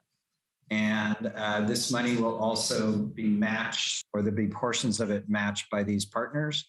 And these contractors will have the pre-certification to go on all these different sort of properties and to deal with cleanup of trash and graffiti on what are dangerous sites. And this is going to be done by Hucker, or is there going to be another entity that's coordinating this? This is going to be a contractor that's selected by this group, coalition of agencies, including PBOT will be part of this discussion. Each group has its own sort of risk and certification sort of regimes, and this will allow one contractor to go among all those, like I said before, all of those public property owners. And it will be its own contract. The money flows through Hucker, but it's jointly managed. Got it. Thank you.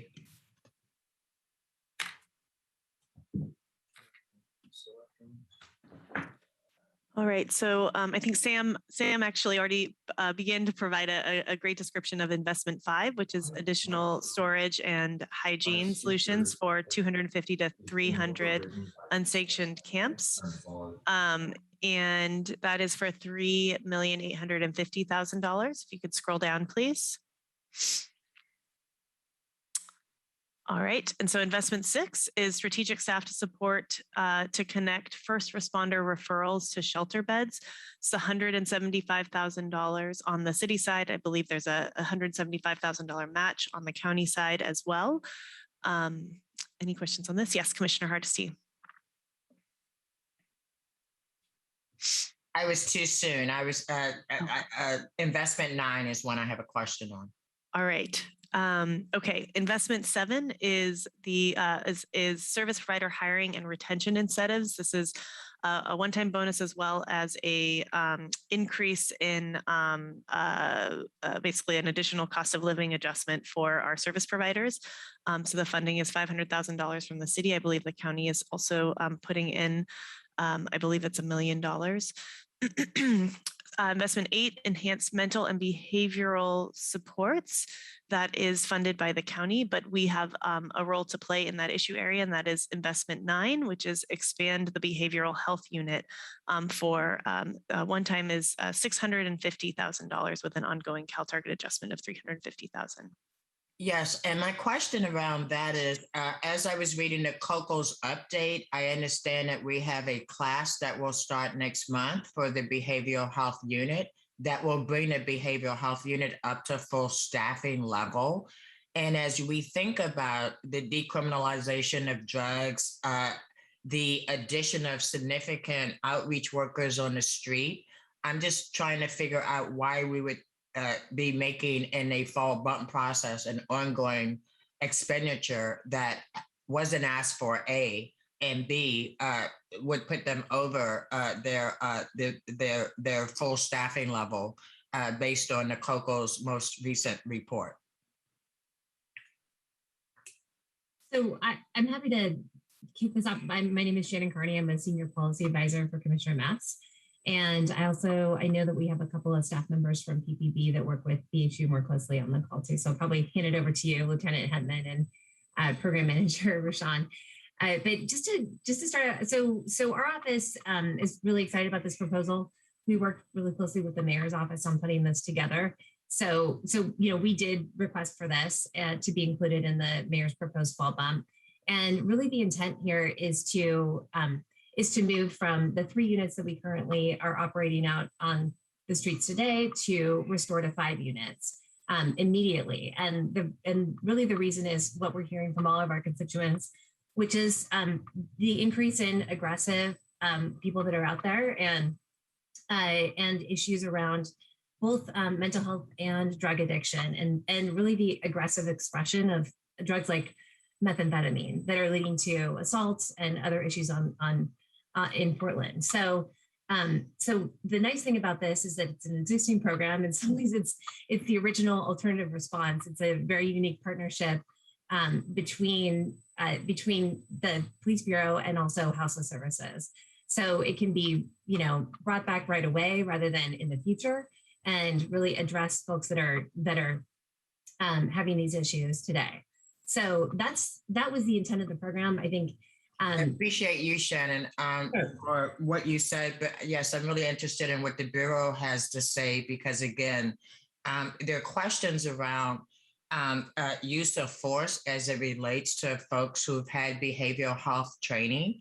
And as we continue to get better based on the COCO's input, I think we still have questions that we're answering around how use of force goes up based on the number of officers who's at the scene, as an example. And so I think just making a permanent commitment of, and this is not something we could do overnight. The training class that we have is full, so there'd have to be a different training class that would probably take place next year in order to bring additional people into the behavioral health unit. My understanding is that we have limited officers. So the question would be, is that a better use of officers, having them in the behavioral health unit as compared to, say, just on regular patrol?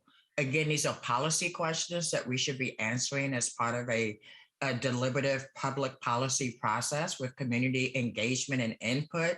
And we're having this conversation, unfortunately, now because I think some people think it's Christmas and we should just buy everything. But ultimately, we have to pay for everything that we buy over the short term and the long term. Very interested in what the lieutenant has to add to this conversation. Thanks, Lieutenant, for being here. Thank you, Commissioner. Yeah, just to clarify a little bit, you referenced a training curriculum that we're going to be providing. It's actually starting next week. That's actually for Enhanced Crisis Intervention Team, our ECIT program, and that's officers that receive additional mental health training that are deployed amongst all of our precincts and shifts. They are not specifically under the umbrella of BHU as far as assigned up here full time. So currently, we only have 3 co-responder teams, and we previously had 5. That was reduced down to 3 this February. I believe this proposal would bring us back up to those 5 full-time co-responder teams. The ECIT program is separate in that those officers are deployed to patrol and are available to assist with those higher acuity mental health crisis calls. Thanks, Lieutenant. And I'll just add that the way that we designed the proposal specifically was to provide funding for overtime backfill for officers. So it's not to add additional officer FTE. And there was a question around force. Historically, as we have a full-time data analyst that works within BHU that's very cognizant of the fact we track our mental health contacts and also additionally track when we do utilize force on the limited occasions that we do interact those calls. Historically, those numbers of force being utilized on mental health calls continues to be under 1%. It's less than 1%. And currently it's, I believe, hovering right around 0.9% of calls that have a mental health influence actually result in the use of force event. Thank you, Lieutenant, for that. Let me just say that I am reading directly from the COCO's report, page 43, which I quote, we encourage Portland Police Bureau and supervisors in particular to keep an eye on those calls involving large police response and continue to seek and understand why this is occurring. In part, this might indicate a need to reassess the types of calls that ECIT officers are dispatched to. If Portland Police Bureau can identify trends that leads in these large numbers of officers on the scene. It is, we understand that you do that in high-risk situations, but again, we are looking at policing transformation. And as we're looking at transformation, we should make sure that we're not reinstituting procedures and practices that we don't know yet are having the kind of outcomes that we want. And I'm concerned about us doing this in a bump, since in fact, we don't do policy during a bump process. So appreciate you, Lieutenant. And thank you very much, Shannon.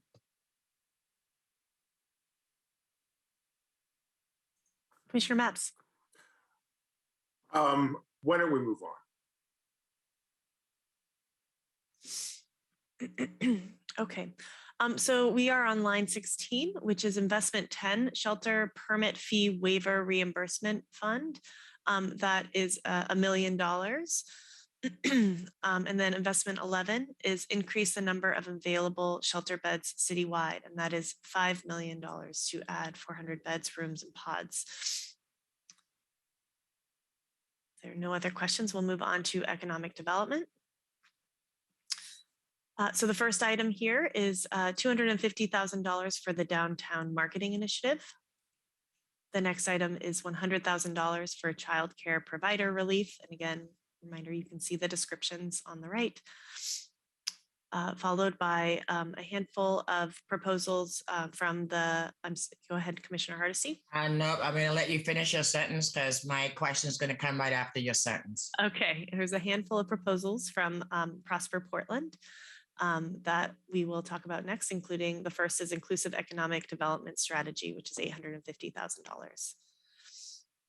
The next item is Neighborhood Business District and Small Business Market Study and Strategy for $200,000. Future of Central City Market Analysis and Strategy for $200,000. Equitable Development outside of TIF districts for $450,000.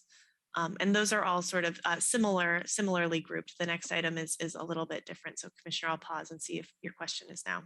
Yes, thank you very much. As I looked at this one-time dollars that are being requested through this process, I tallied $2.5 million will be needed to complete all of these studies.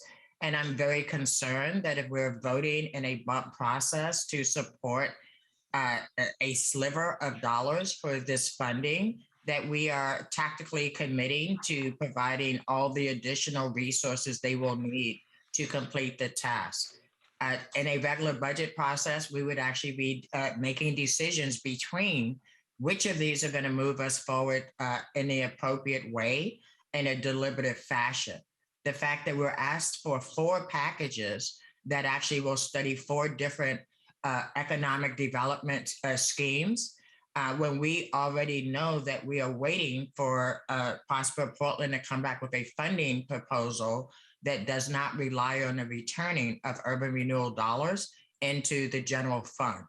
I'm very concerned about making a commitment of this magnitude when the biggest question, how will Prosper Portland survive when TIF funding no longer exists, isn't answered. And I do not want to be on the hook for $2.5 million of unfunded studies that we have implied that we will support if we pass this package as is. Thank you.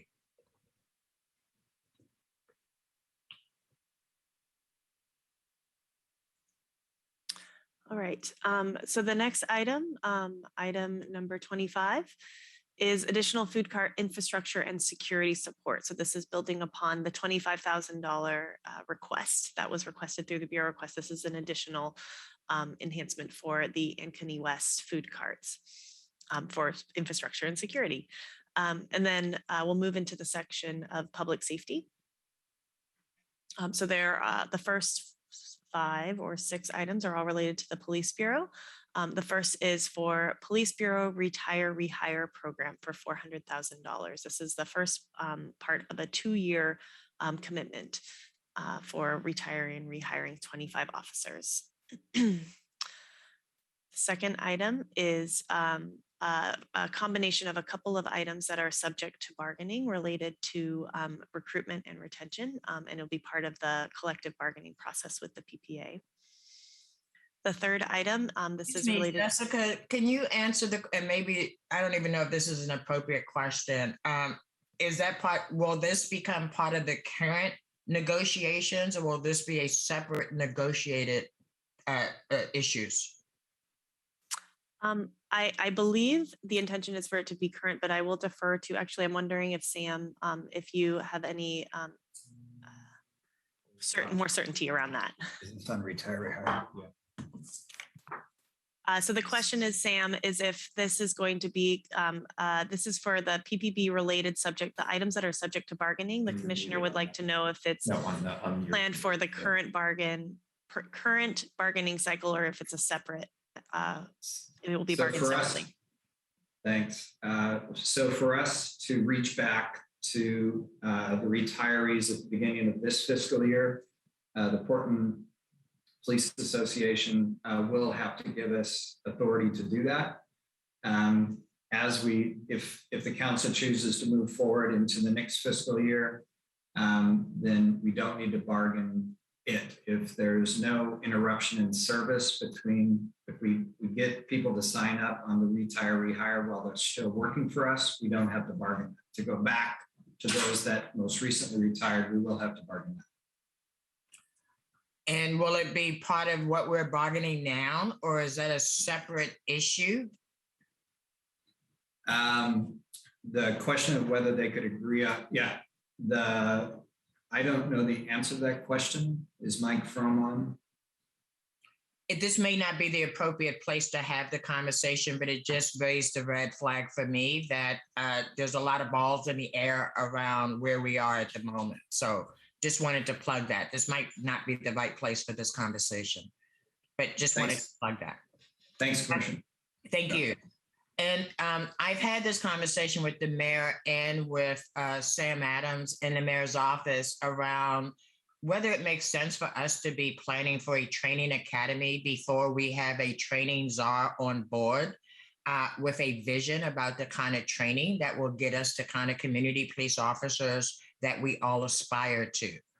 And if the question is, it makes sense to have the person who will be leading our training decide what they need, then I think this would be a very premature investment.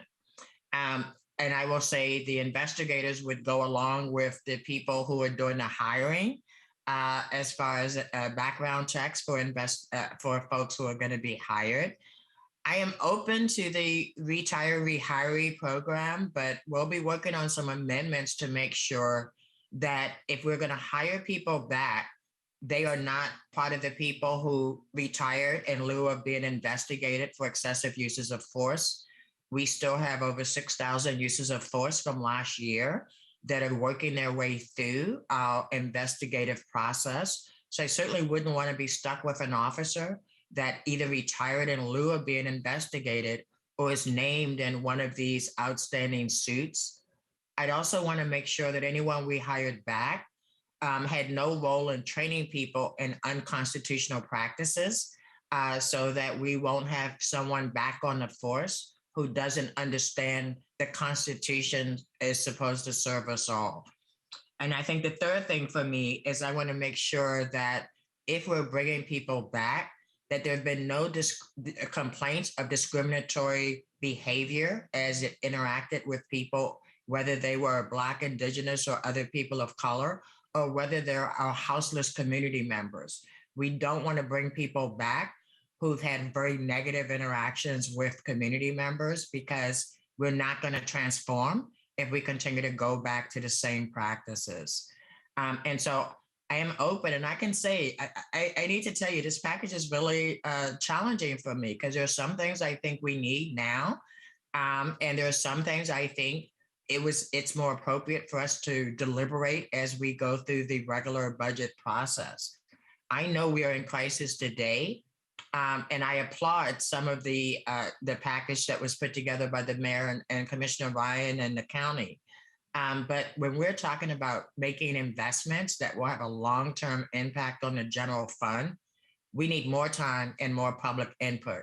And so that's my concern about this public safety package so far, is that a lot of it is premature. Okay, all right. Colleagues, could I suggest this? Commissioner Hardesty, you're raising valid points, and we can put these in a parking lot. I want to make sure that we get through the remainder of the packages in the time we have left. And I know Director Kennard wants us to shift to the Parks Levy promptly at 4:30. So in the interest could we do the park levy another day? I'm concerned that we won't get through this. And this is the first chance that our Budget Advisory Committee is having to really hear what's in this package. I don't want to shift this conversation, because it's vital if we're going to be voting on it in the next couple of weeks. I understand. Today's purpose is to put the fall bump package, the proposed package, on the table and let people see what the package is. This isn't necessarily the debate on the package. It's just to put it before you as the city council, as well as the public at large. If Director Kennard would prefer to defer parks, I'll let that be her call. So in conversations with the Parks Bureau, it sounds pretty critical that they are allotted some time to talk to you about the ongoing, and in some ways the programming that they're doing is ongoing in nature, and it's significant. So and it is part of what you will be voting on next week. So I feel like that is really critical. I will see if maybe my staff, Robert, if you're listening, if you could reach out to the Parks Bureau and see if they need the full 30 minutes, or if they would suggest any alternatives. And then I think we just do our best to move through these items. And I think, yeah, that's what I will work on doing.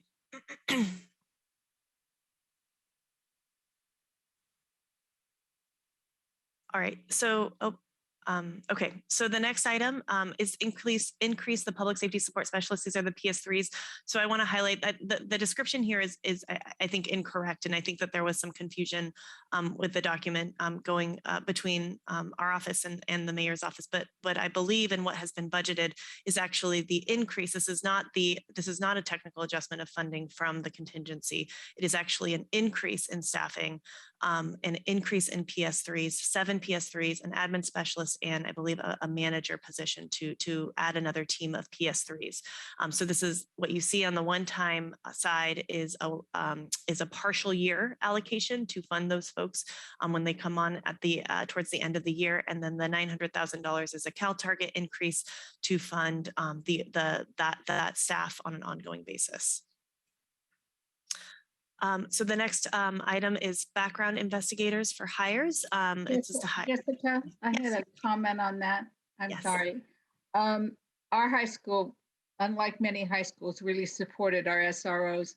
And I know I put this forward last year regarding the PS3s, is if it's a possibility for the police department to consider assigning specific individuals to the different high schools because they are lower acuity calls. And this way you could train some people without being armed to go into the schools and work with youth. And it would be really helpful for our high schools if they had one person they were consistently working with when they do need to call the police force. Just a comment, wanted to get it out there. Thank you.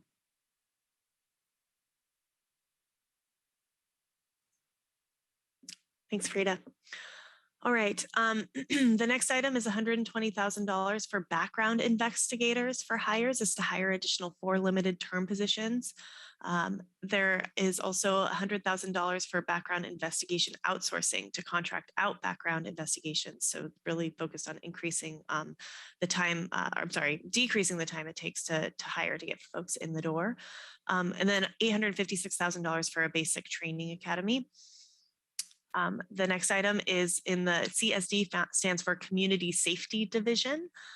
There is $300,000 for consultant review of the police 5-year staffing. This was actually spoken to by Director Mike Myers earlier in today's presentation.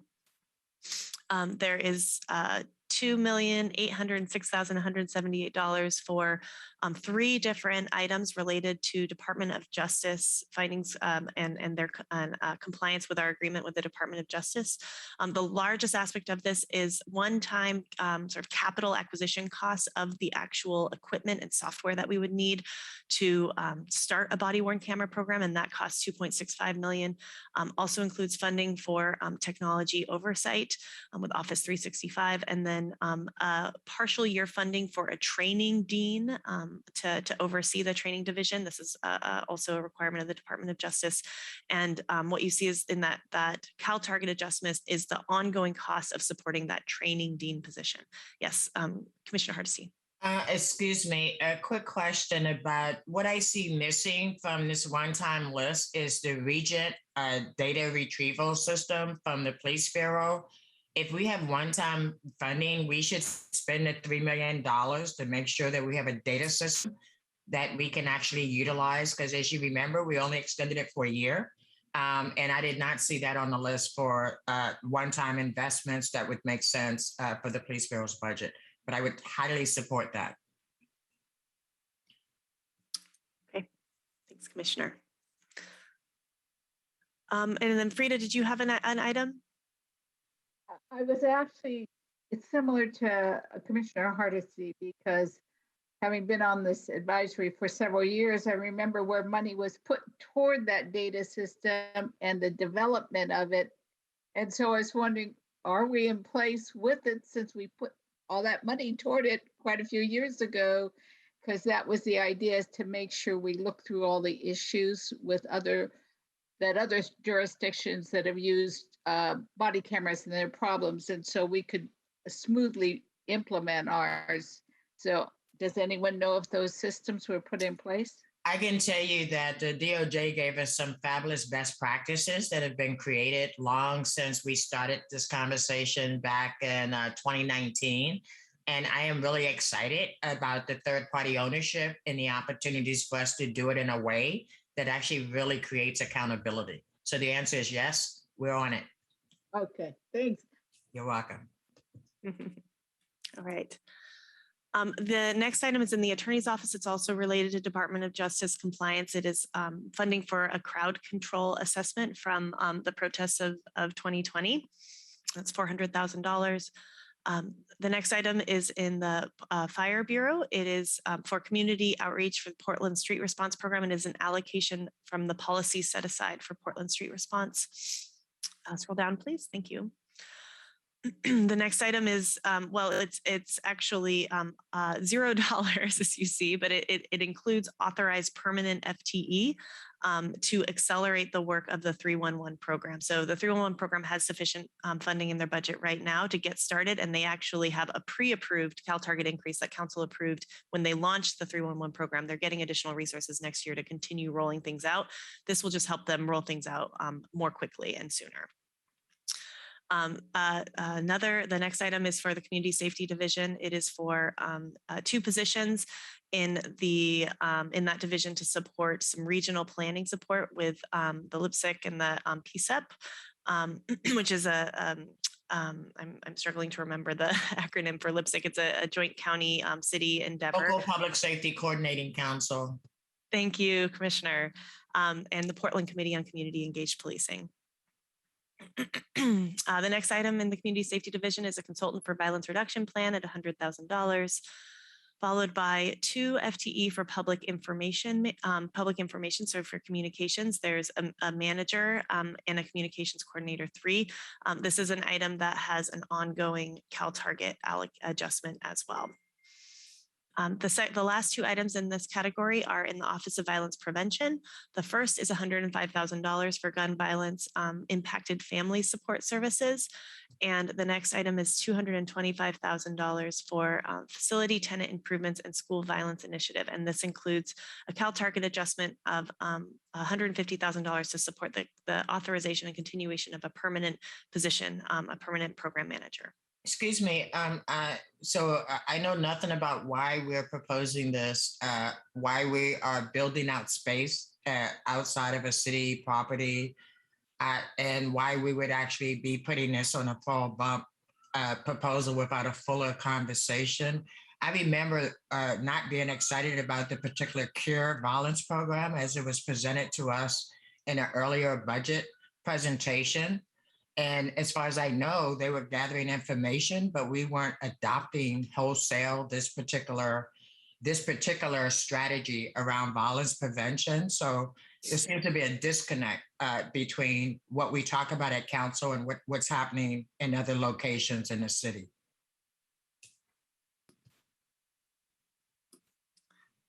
Commissioner, would you like to have somebody answer questions around that, or was that is just one of? I'd like some. Yeah, they could send me information before we actually get into the budget deliberation next week. But again, when I see new programming being built out in a fall bump, that causes me grave concern, especially when there's been no conversation about, especially this program. This program is not necessarily the best program out there to address community violence. So I'm very concerned that this is being slipped in without the appropriate public deliberation. Thank you. So no, I don't need it today, but I do need something in writing before I'm asked to vote on this budget. Yeah, Commissioner Hardesty, this is Director Green. I do want to clarify, we will send you in writing. This has not been discussed. So Cure Violence is the evidence-based outreach program that we've had. This is nothing new, and this is an assessment. This is not new programming. So I want to be very clear, and we'll send that to you. And this is not a new facility. This is our current facility that we are now being required to pay rent for, which we have not in the past. But we'll send this stuff to you in details. I greatly appreciate it. Thank you. Thank you. All right. So moving to the last section of items, this is sort of other investments. The first item is in the Office of Equity and Human Rights. It's an LGBTQIA+ study, and that totals $330,000. There is also funding for the Northwest Abortion Access Fund of $200,000. This was an item that came before council, I think, around a month ago or so. There is $425,000 for additional staff capacity in the Bureau of Human Resources. There is $500,000 in one-time resource for procurement for 3 limited term positions to increase the pace at which bureaus are able to execute contracts for goods and services. Yes, Commissioner Hardesty. You're muted. I feel like a broken record. I know that these are requests for ongoing funding for programs in both human resources and in procurement. And again, we've not had the policy conversation about what, because I do know procurement has at least 8 minority set-aside programs that are failures. And so we've not had the conversation yet about why we're not doing away with programs that we know don't give us the outcomes that we're looking for. Why would we continue to just add staff onto a bureau that has actually not been able to achieve its mission? I'd like to have that conversation before I'm required to vote on this. And I think this would be much better suited for a normal, regular budget process. Okay. So the next item is, let's see, we're on line 48. That's a special appropriation funding to go to the Gateway Center for Domestic Violence, and that is $250,000 allocation. Then there is $200,000 for the Dawson Park History Project that will be administered through the Parks Bureau. $50,000 for public engagement planning for city monuments. Please scroll down. $670,000 for revitalization of O'Brien Square. $105,000 for the East Portland Community Office move, and that's the one-time allocation. And then there's also a Cal Target increase of $32,000 to pay the ongoing costs of the relocation of the new lease. Let's see, we are on line 53. Support to Rohingya Youth Association of Portland for $50,000. There is $500,000 for cultural institution grants. There are 5 cultural specific institutions that will be receiving $100,000 each: the Japanese American Museum of Oregon, Lansu Chinese Garden, Oregon Jewish Museum, and the Center for Holocaust Education, Portland Chinatown Museum, and Saturday Market. Let's see, we are in line. Jessica, could you explain to me, or could somebody on the call tell me, when we say security and infrastructure needs for the cultural institutions, what do we plan? What is the use of the dollars? Are we hiring private security, or is this for infrastructure security improvements? So I think I will defer to see if Sam Adams. Yeah, here we got it. Boom. Hi, Sam. Did you hear the question? Yes. Why are we doing this? No. The question was when for the cultural institutions, it says for security and infrastructure needs. And my question is, are we doing security infrastructure improvements, or are we paying for armed or unarmed security in those locations? What are we buying? So each of these institutions have a significant gap in their operating budget. And I think it's a staff on our part Scribner error in that our intent is that they can use this for whatever helps them the most, which has been a very, very difficult, as you know, year for each of them. So some are going to use it for security. Others are just going to use it to fill their operating gap, which is significant. It's up to them.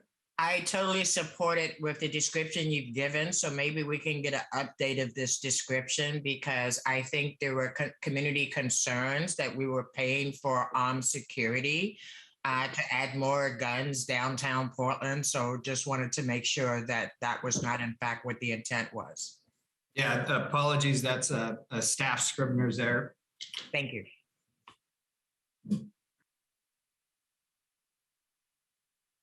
All right, I believe we are on line 55, the Charter Commission additional funding. We've listed this in both locations, but it's $300,000 total that's been budgeted for the Charter Review Commission. And then the next item is a sewer connection. It's a required major maintenance improvement for the Arlene Schnitzer facility that the city owns. It's $150,000. And then the next item is $200,000 to go to restoration of the Allen Temple CME Church, followed by, yes, Frida. Oh, I was going to hit the next one. Oh, all right. East Portland Capital Major Maintenance and Asset Replacement, $4.2 million. So this replaces park amenities, including playgrounds, pathways, and lighting, with a priority focus on East Portland, in particular, those that are at risk of closure. Yes, I'm just requesting if I can get a list, not right now today, but if I could get a list of what parks they're identifying as the work being done. Sure, we'll make a note of that. The next item is ADA compliance. I believe that this is the funding for our curb ramps. We have a settlement to construct a certain amount of curb ramps around the city each year. And this funding normally comes from capital set aside and goes towards that work. The next item is funding for safety upgrades in safe routes to schools for $3 million. Yes, Commissioner Maps. Can I get some more details on that? I feel like I know the Safe Routes School program pretty well. I got young kids who are literally coming home from school as we speak. But I have a hard time imagining what this is actually going to be spent on. Yes, let's see. Derek, I think, or Commissioner Hardesty, I think your staff were listed as the contacts on this, but we can just take a note and get back to the commissioner. I'm here. Derek's happy to answer, and we also have PBAT people on the call to support as well. Go ahead, Derek, take it away. Yeah, so Commissioner Maps, this was on track to set a unfortunate record of number of traffic fatalities in Portland this year. We wanted to find a way to help try to address that quickly. This is a program that has built-in protection, built-in improvements for most notably children using the transportation system as they go to and from school. But in general are things like crosswalks, better signage, better lighting, sidewalk improvements. And it's a way that on a short notice, we can take a fully supported, mapped out program that's been approved by City Council and divert funding that will help hopefully stymie the vehicular violence that's being inflicted upon community members in the city, while also working towards the long goal of having all of our children in the city be able to get to school safely. Derek, do you know if PBOT has actually done improvements on the safe routes to school before? I've actually approached safe routes to school in years past to ask them to make improvements, especially out at Park Rose on the safe routes to school route. And they've done many projects on safe routes to schools, and this $3 million will not get us to the end. There is many more to go. I can ask the Bureau to get you year-to-date expenditures on safe routes to schools and how much is left, yes. But they've definitely done a lot of work throughout the city. This will help, but there's a long way to go. Well, great. I've gotten conflicting information on this particular point. Like every parent, I'm awfully concerned about kids getting home safely. I'm happy to hear that PBOT is actually doing infrastructure improvements along safe routes to schools. I'd like to learn more about that, though, if I could. We can send something over to my office. That'd be helpful. We're happy to do that, Commissioner Maps. I just wanted to add, we are on track to have the deadliest year on traffic fatalities this year in the city of Portland. Last 3 years in a row, over 50 fatalities by automobile violence in the city. And this is the only direct investment that this fall bump is making and trying to address the huge increase in vehicle violence on our streets in the city of Portland. So I hope you will support that one. Thank you.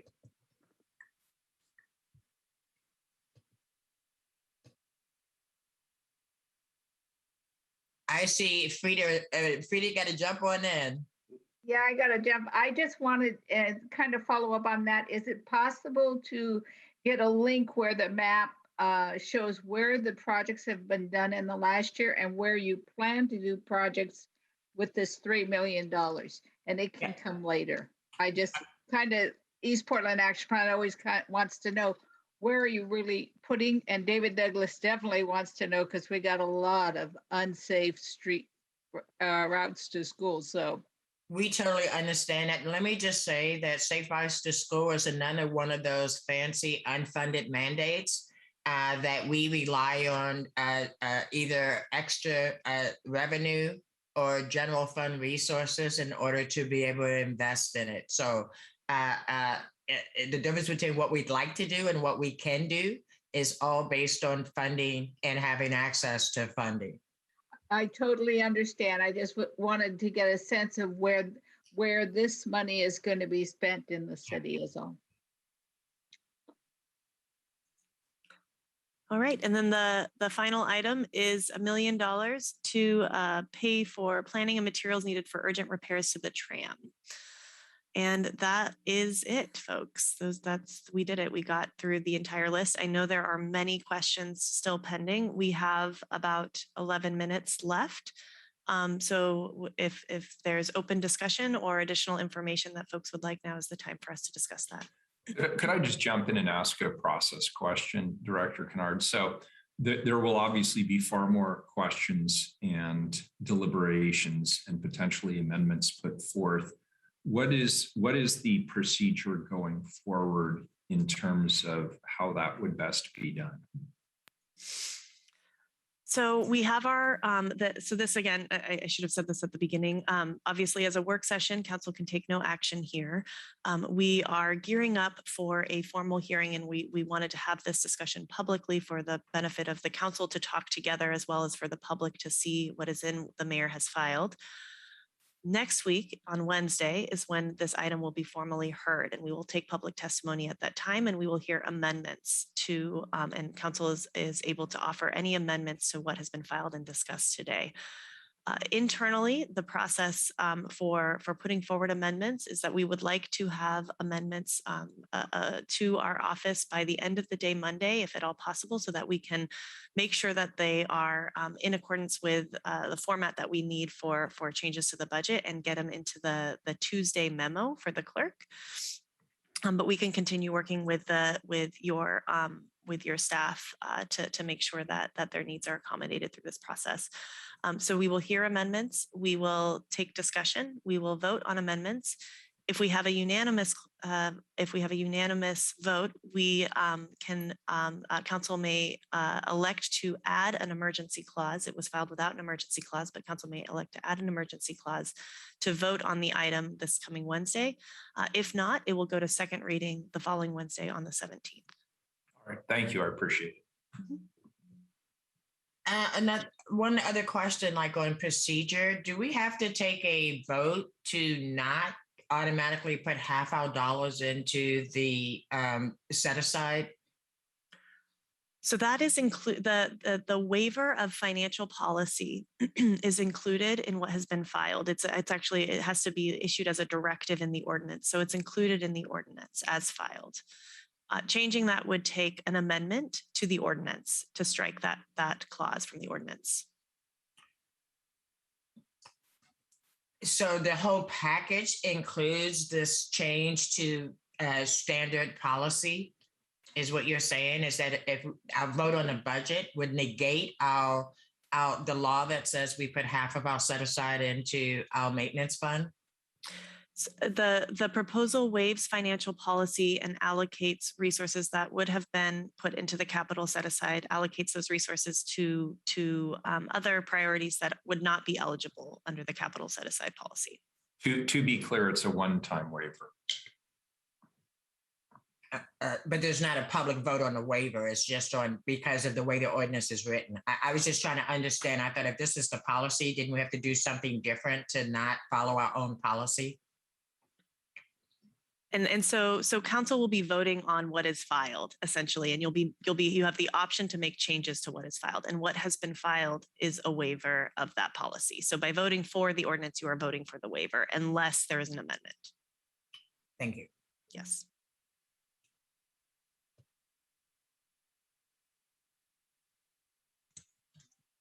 Yes, Kevin, our budget advisor, Kevin Rogers. Hey, how are you? Just a quick question. I noticed that there were several contracts with various organizations to provide whatever services there are. Is there a minimum living wage calculated in those rates that you're paying these people, or, do they have to provide labor rates within those contracts that you guys approve, or is that not reviewed on the city side?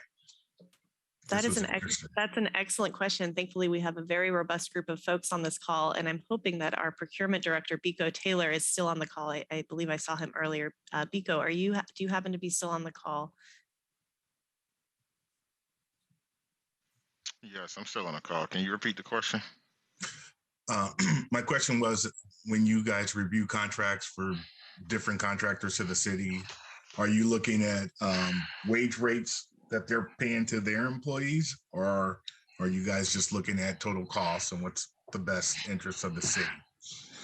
Depends on which type of procurement. I mean, we have a low bid criteria in a competitive environment in construction.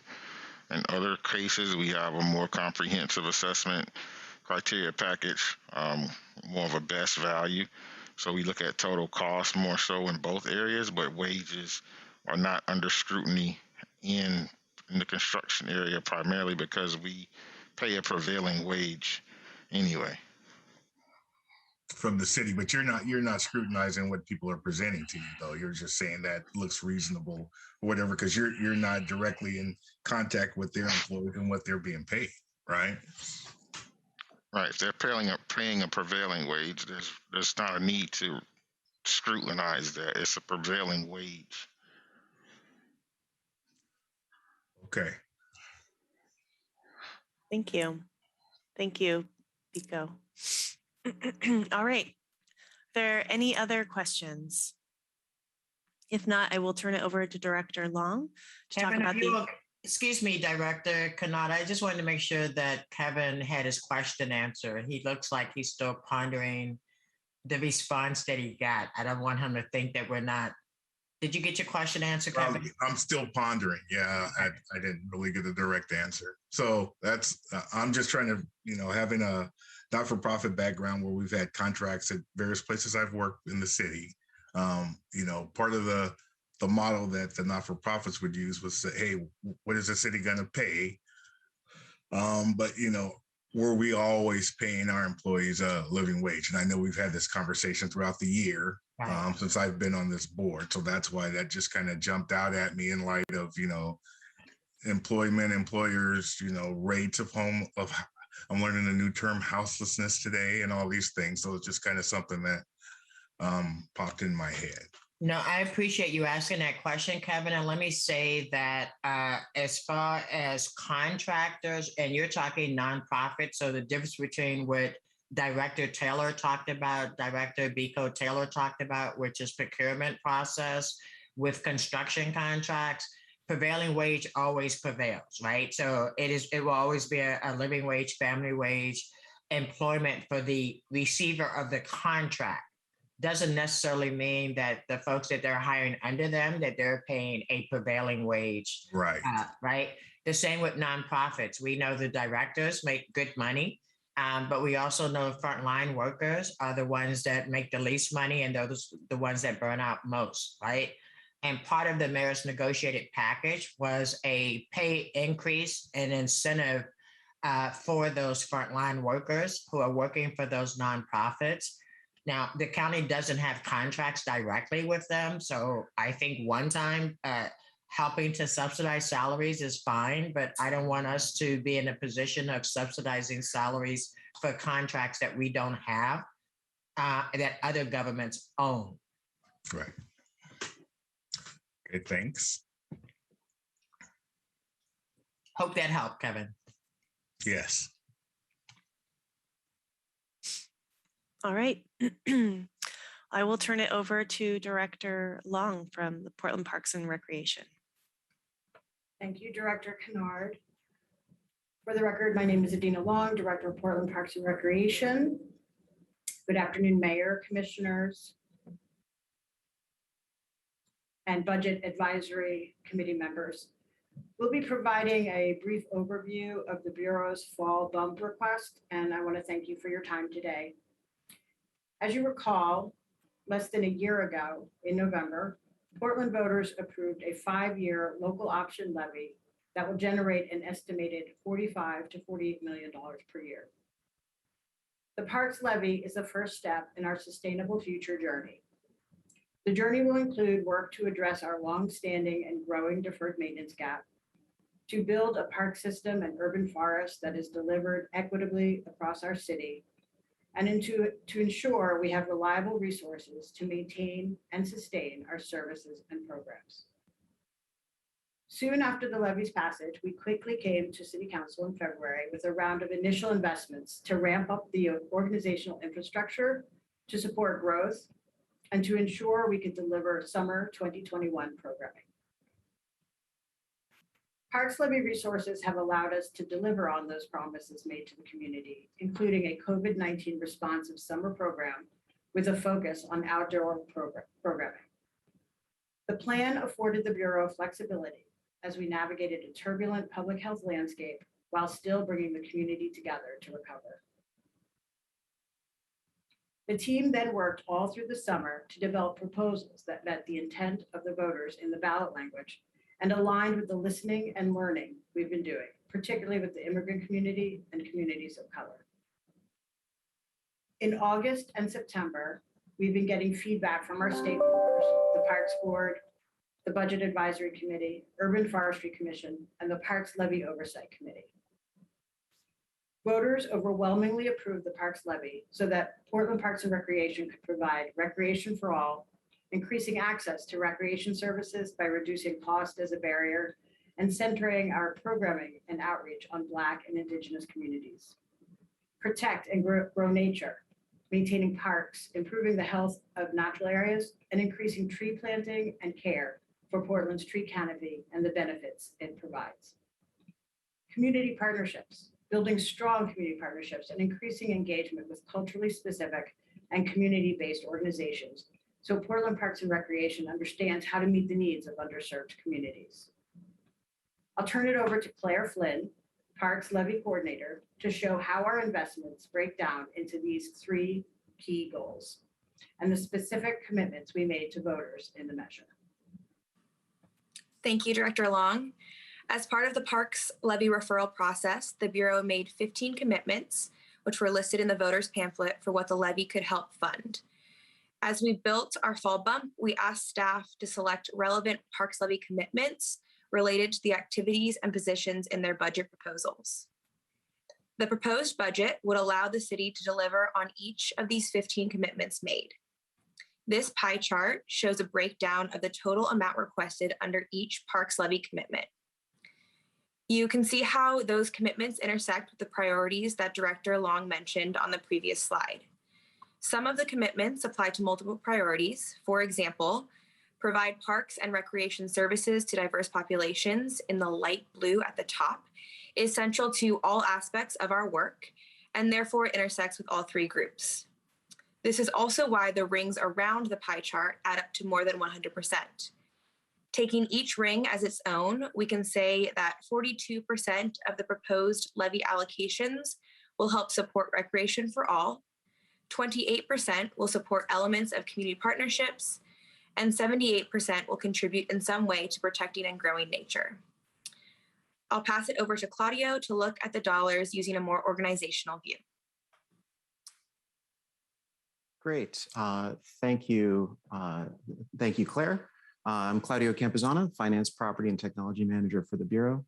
So the following table includes a summary of the fall bump levy proposals grouped by division. And Director Long is going to go into the details in a bit, but I wanted to provide that context from an organizational view. And I wanted to emphasize that this is all about levy allocations. CBO has already covered the general fund for today. So we're being planful over a 5-year time horizon to the 5-year time horizon of the levy to ensure that costs such as general fund overhead, inflationary pressures, the future operations and maintenance costs are accounted for, including council-directed transfer of funds for the Children's Investment Fund on an annual basis. That's related to Parks Levy compression impact.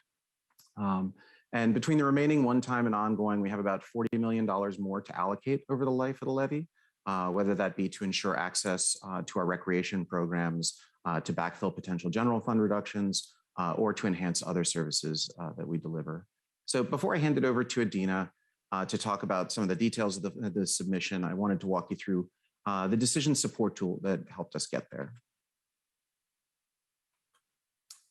So this fall, we piloted a decision support tool that provided a common framework to evaluate choices and investment decisions through an integrated lens. First, staff developing proposals identified the geographical areas within the city where the potential investments would occur. Areas having the highest number of people of color, youth, and households earning low incomes scored the highest.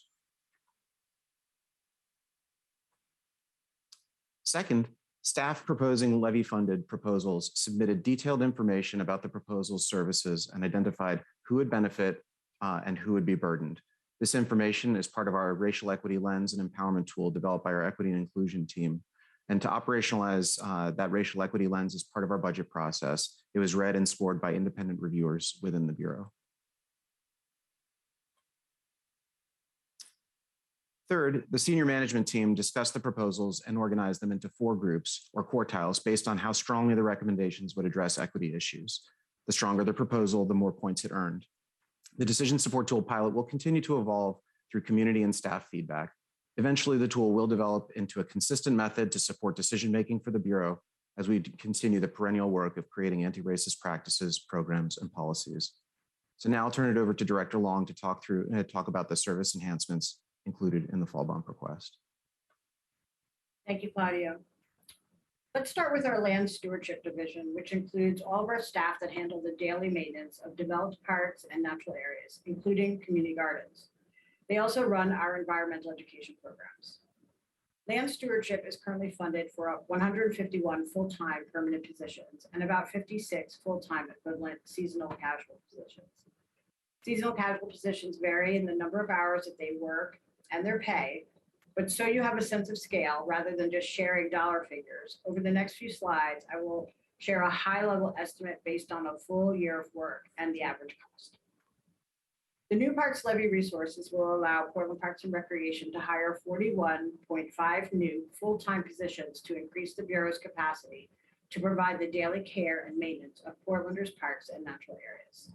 This is a long overdue investment. Our maintenance services have not been able to keep up with our growing city over the past decade. One of the exciting new positions is an Indigenous coordinator. This new position will play a key role in providing opportunities for the Indigenous community to connect with parks and nature across the portfolio of Portland Parks and Recreation. This position will lead the dialogue around land use practice and policy, harvesting, pest management, salmon safe activities, land acknowledgement implementation, and tribal work plan management with the Office of Government Relations. Another position I'm excited about is the trainee position, the Protect the Best Natural Area Maintenance Program. This will add a workforce development component, providing an apprenticeship opportunity for entry-level staff to learn the natural resource restoration techniques needed to be competitive in the green workforce. This is the first of several positions I'll talk about that are part of our new Grow Our Own program, focused on the development of trainee positions and apprentice positions. Our programs are unique in that they can smoothly transition youth empowerment programs into part-time and full-time skilled workforce. The Grow Our Own program will initially focus on Park Squad, Youth Conservation Corps, aquatics, and skilled trades. The Urban Forestry Division is responsible for the planning and management of the city's urban forest. The division's responsibilities include tree maintenance operations and around-the-clock emergency service for fallen trees and public rights of way. Responsibilities also include education and enforcement of Title 11 regulations covering public and private trees. Urban forestry also develops and promotes community forest stewardship. The Urban Forestry Division is currently funded for 53 full-time permanent positions and about 7 full-time equivalent seasonal casual positions. Urban Forestry will add 23 new positions, and for the first time, we'll be able to start to proactively care for and maintain Portland Parks and Recreation trees. Urban Forestry will also be able to be more responsive to tree emergencies, increase the urban tree canopy, and to improve service and outcomes for our regulatory functions. Assets and development includes the Bureau's central support teams, such as plumbers, electricians, carpenters, and all of our capital project delivery, both for new development and existing assets. The Assets and Development Division is currently funded for 97 full-time permanent positions and about 1 full-time equivalent seasonal casual position. Assets and Development will add 20 positions within the Professional Repair and Maintenance Services team. This team is out in the field maintaining and repairing playgrounds and park facilities on a day-to-day basis and currently has 51 full-time employees. This is a game-changing addition. Creating a path to skilled trades, we're adding 2 new carpenter trainee positions, a painter apprentice, and a maintenance mechanic trainee position. Recreation includes all the activities that occur at our community centers and pools, including the teen program and Sun Schools. The Recreation Division is currently funded for 227 full-time permanent positions and 286 full-time equivalent seasonal casual positions. Of course, remember, while those are full-time equivalents, we actually hire many more individuals, peaking around 1,800 in a typical summer. They work for only part of the year and part-time. We are proposing an additional investment of $4.2 million in recreation services to reduce cost as a barrier for program participants and alleviate pressure on the division to earn revenues during the pandemic. For many years, the community has told us the price to access programs like swim lessons, day camps, and exercise classes is a barrier for people earning low incomes.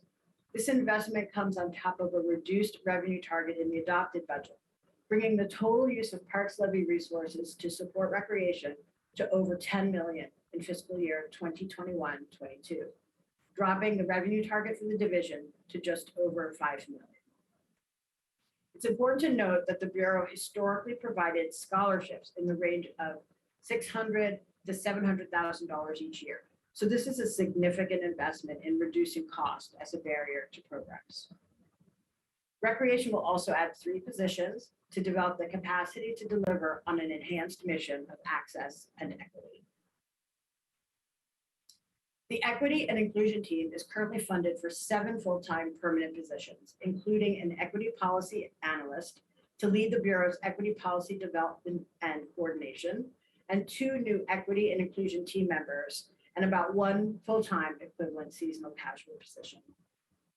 With the approval of this request, the Equity and Inclusion Team will add an ADA coordinator to provide consistent guidance on disability and accessibility for Bureau staff and community members to ensure access to all of Portland Parks and Recreation's programs and services. Operations and strategies includes our internal support functions, such as property, finance, technology, communications, and workforce support. Our Ranger team is also in this division. As the note indicates here, though, the ads you see in this area are primarily a $5 million allocation to replace the Bureau's work order system with a state-of-the-art asset management system, and an ongoing allocation of $2 million for anticipated leased space costs as we significantly expand our frontline services. The Operations and Strategies Division is currently funded for 116 full-time permanent positions, including 30 full-time Rangers and 42 full-time equivalent seasonal casual positions, also mostly in the Ranger budget. The approved fiscal year 21-22 budget also has $200,000 of new funding for community partnerships and continues our historical funding levels for community partnerships such as our Teen Grant Program, Pioneer Courthouse Square, Beach Botanical Gardens, Linton Community Center, Sun Community Schools, to name just a few. The fall bump submission includes converting 2 limited term positions to regular full-time roles, a $5 million one-time investment to upgrade Bureau maintenance work order system, and $2 million for leased workspace, especially maintenance facilities and maintenance yard spaces. With that, Claudio, Claire, and I are happy to take any comments or questions, but I just want to close by saying how excited we are to bring in these new investments to the community and to start really delivering on the promise that we made for the Parks Levy. Thank you.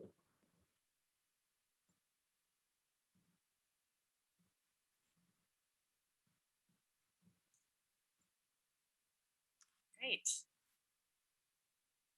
Any comments or questions on the parks presentation? Any other final comments, questions around our fall supplemental budget process or what is included in the proposed? If I could just offer, we'll be reaching out to all the offices on Monday. So I assume people will spend the remainder of this week and over the course of the weekend thinking about any potential questions or revisions or amendments. So we'll touch bases with all of you on Monday. Or of course, if you want to reach out to any of us, you're certainly welcome to do that. Thank you, Director Kennard, for your presentation. I also want to thank our Parks Bureau for the great work that they're doing, and Director Long, thank you for the presentation. Great. With that, I think, Mayor, you can adjourn us. All right. Thanks, everybody. We are adjourned.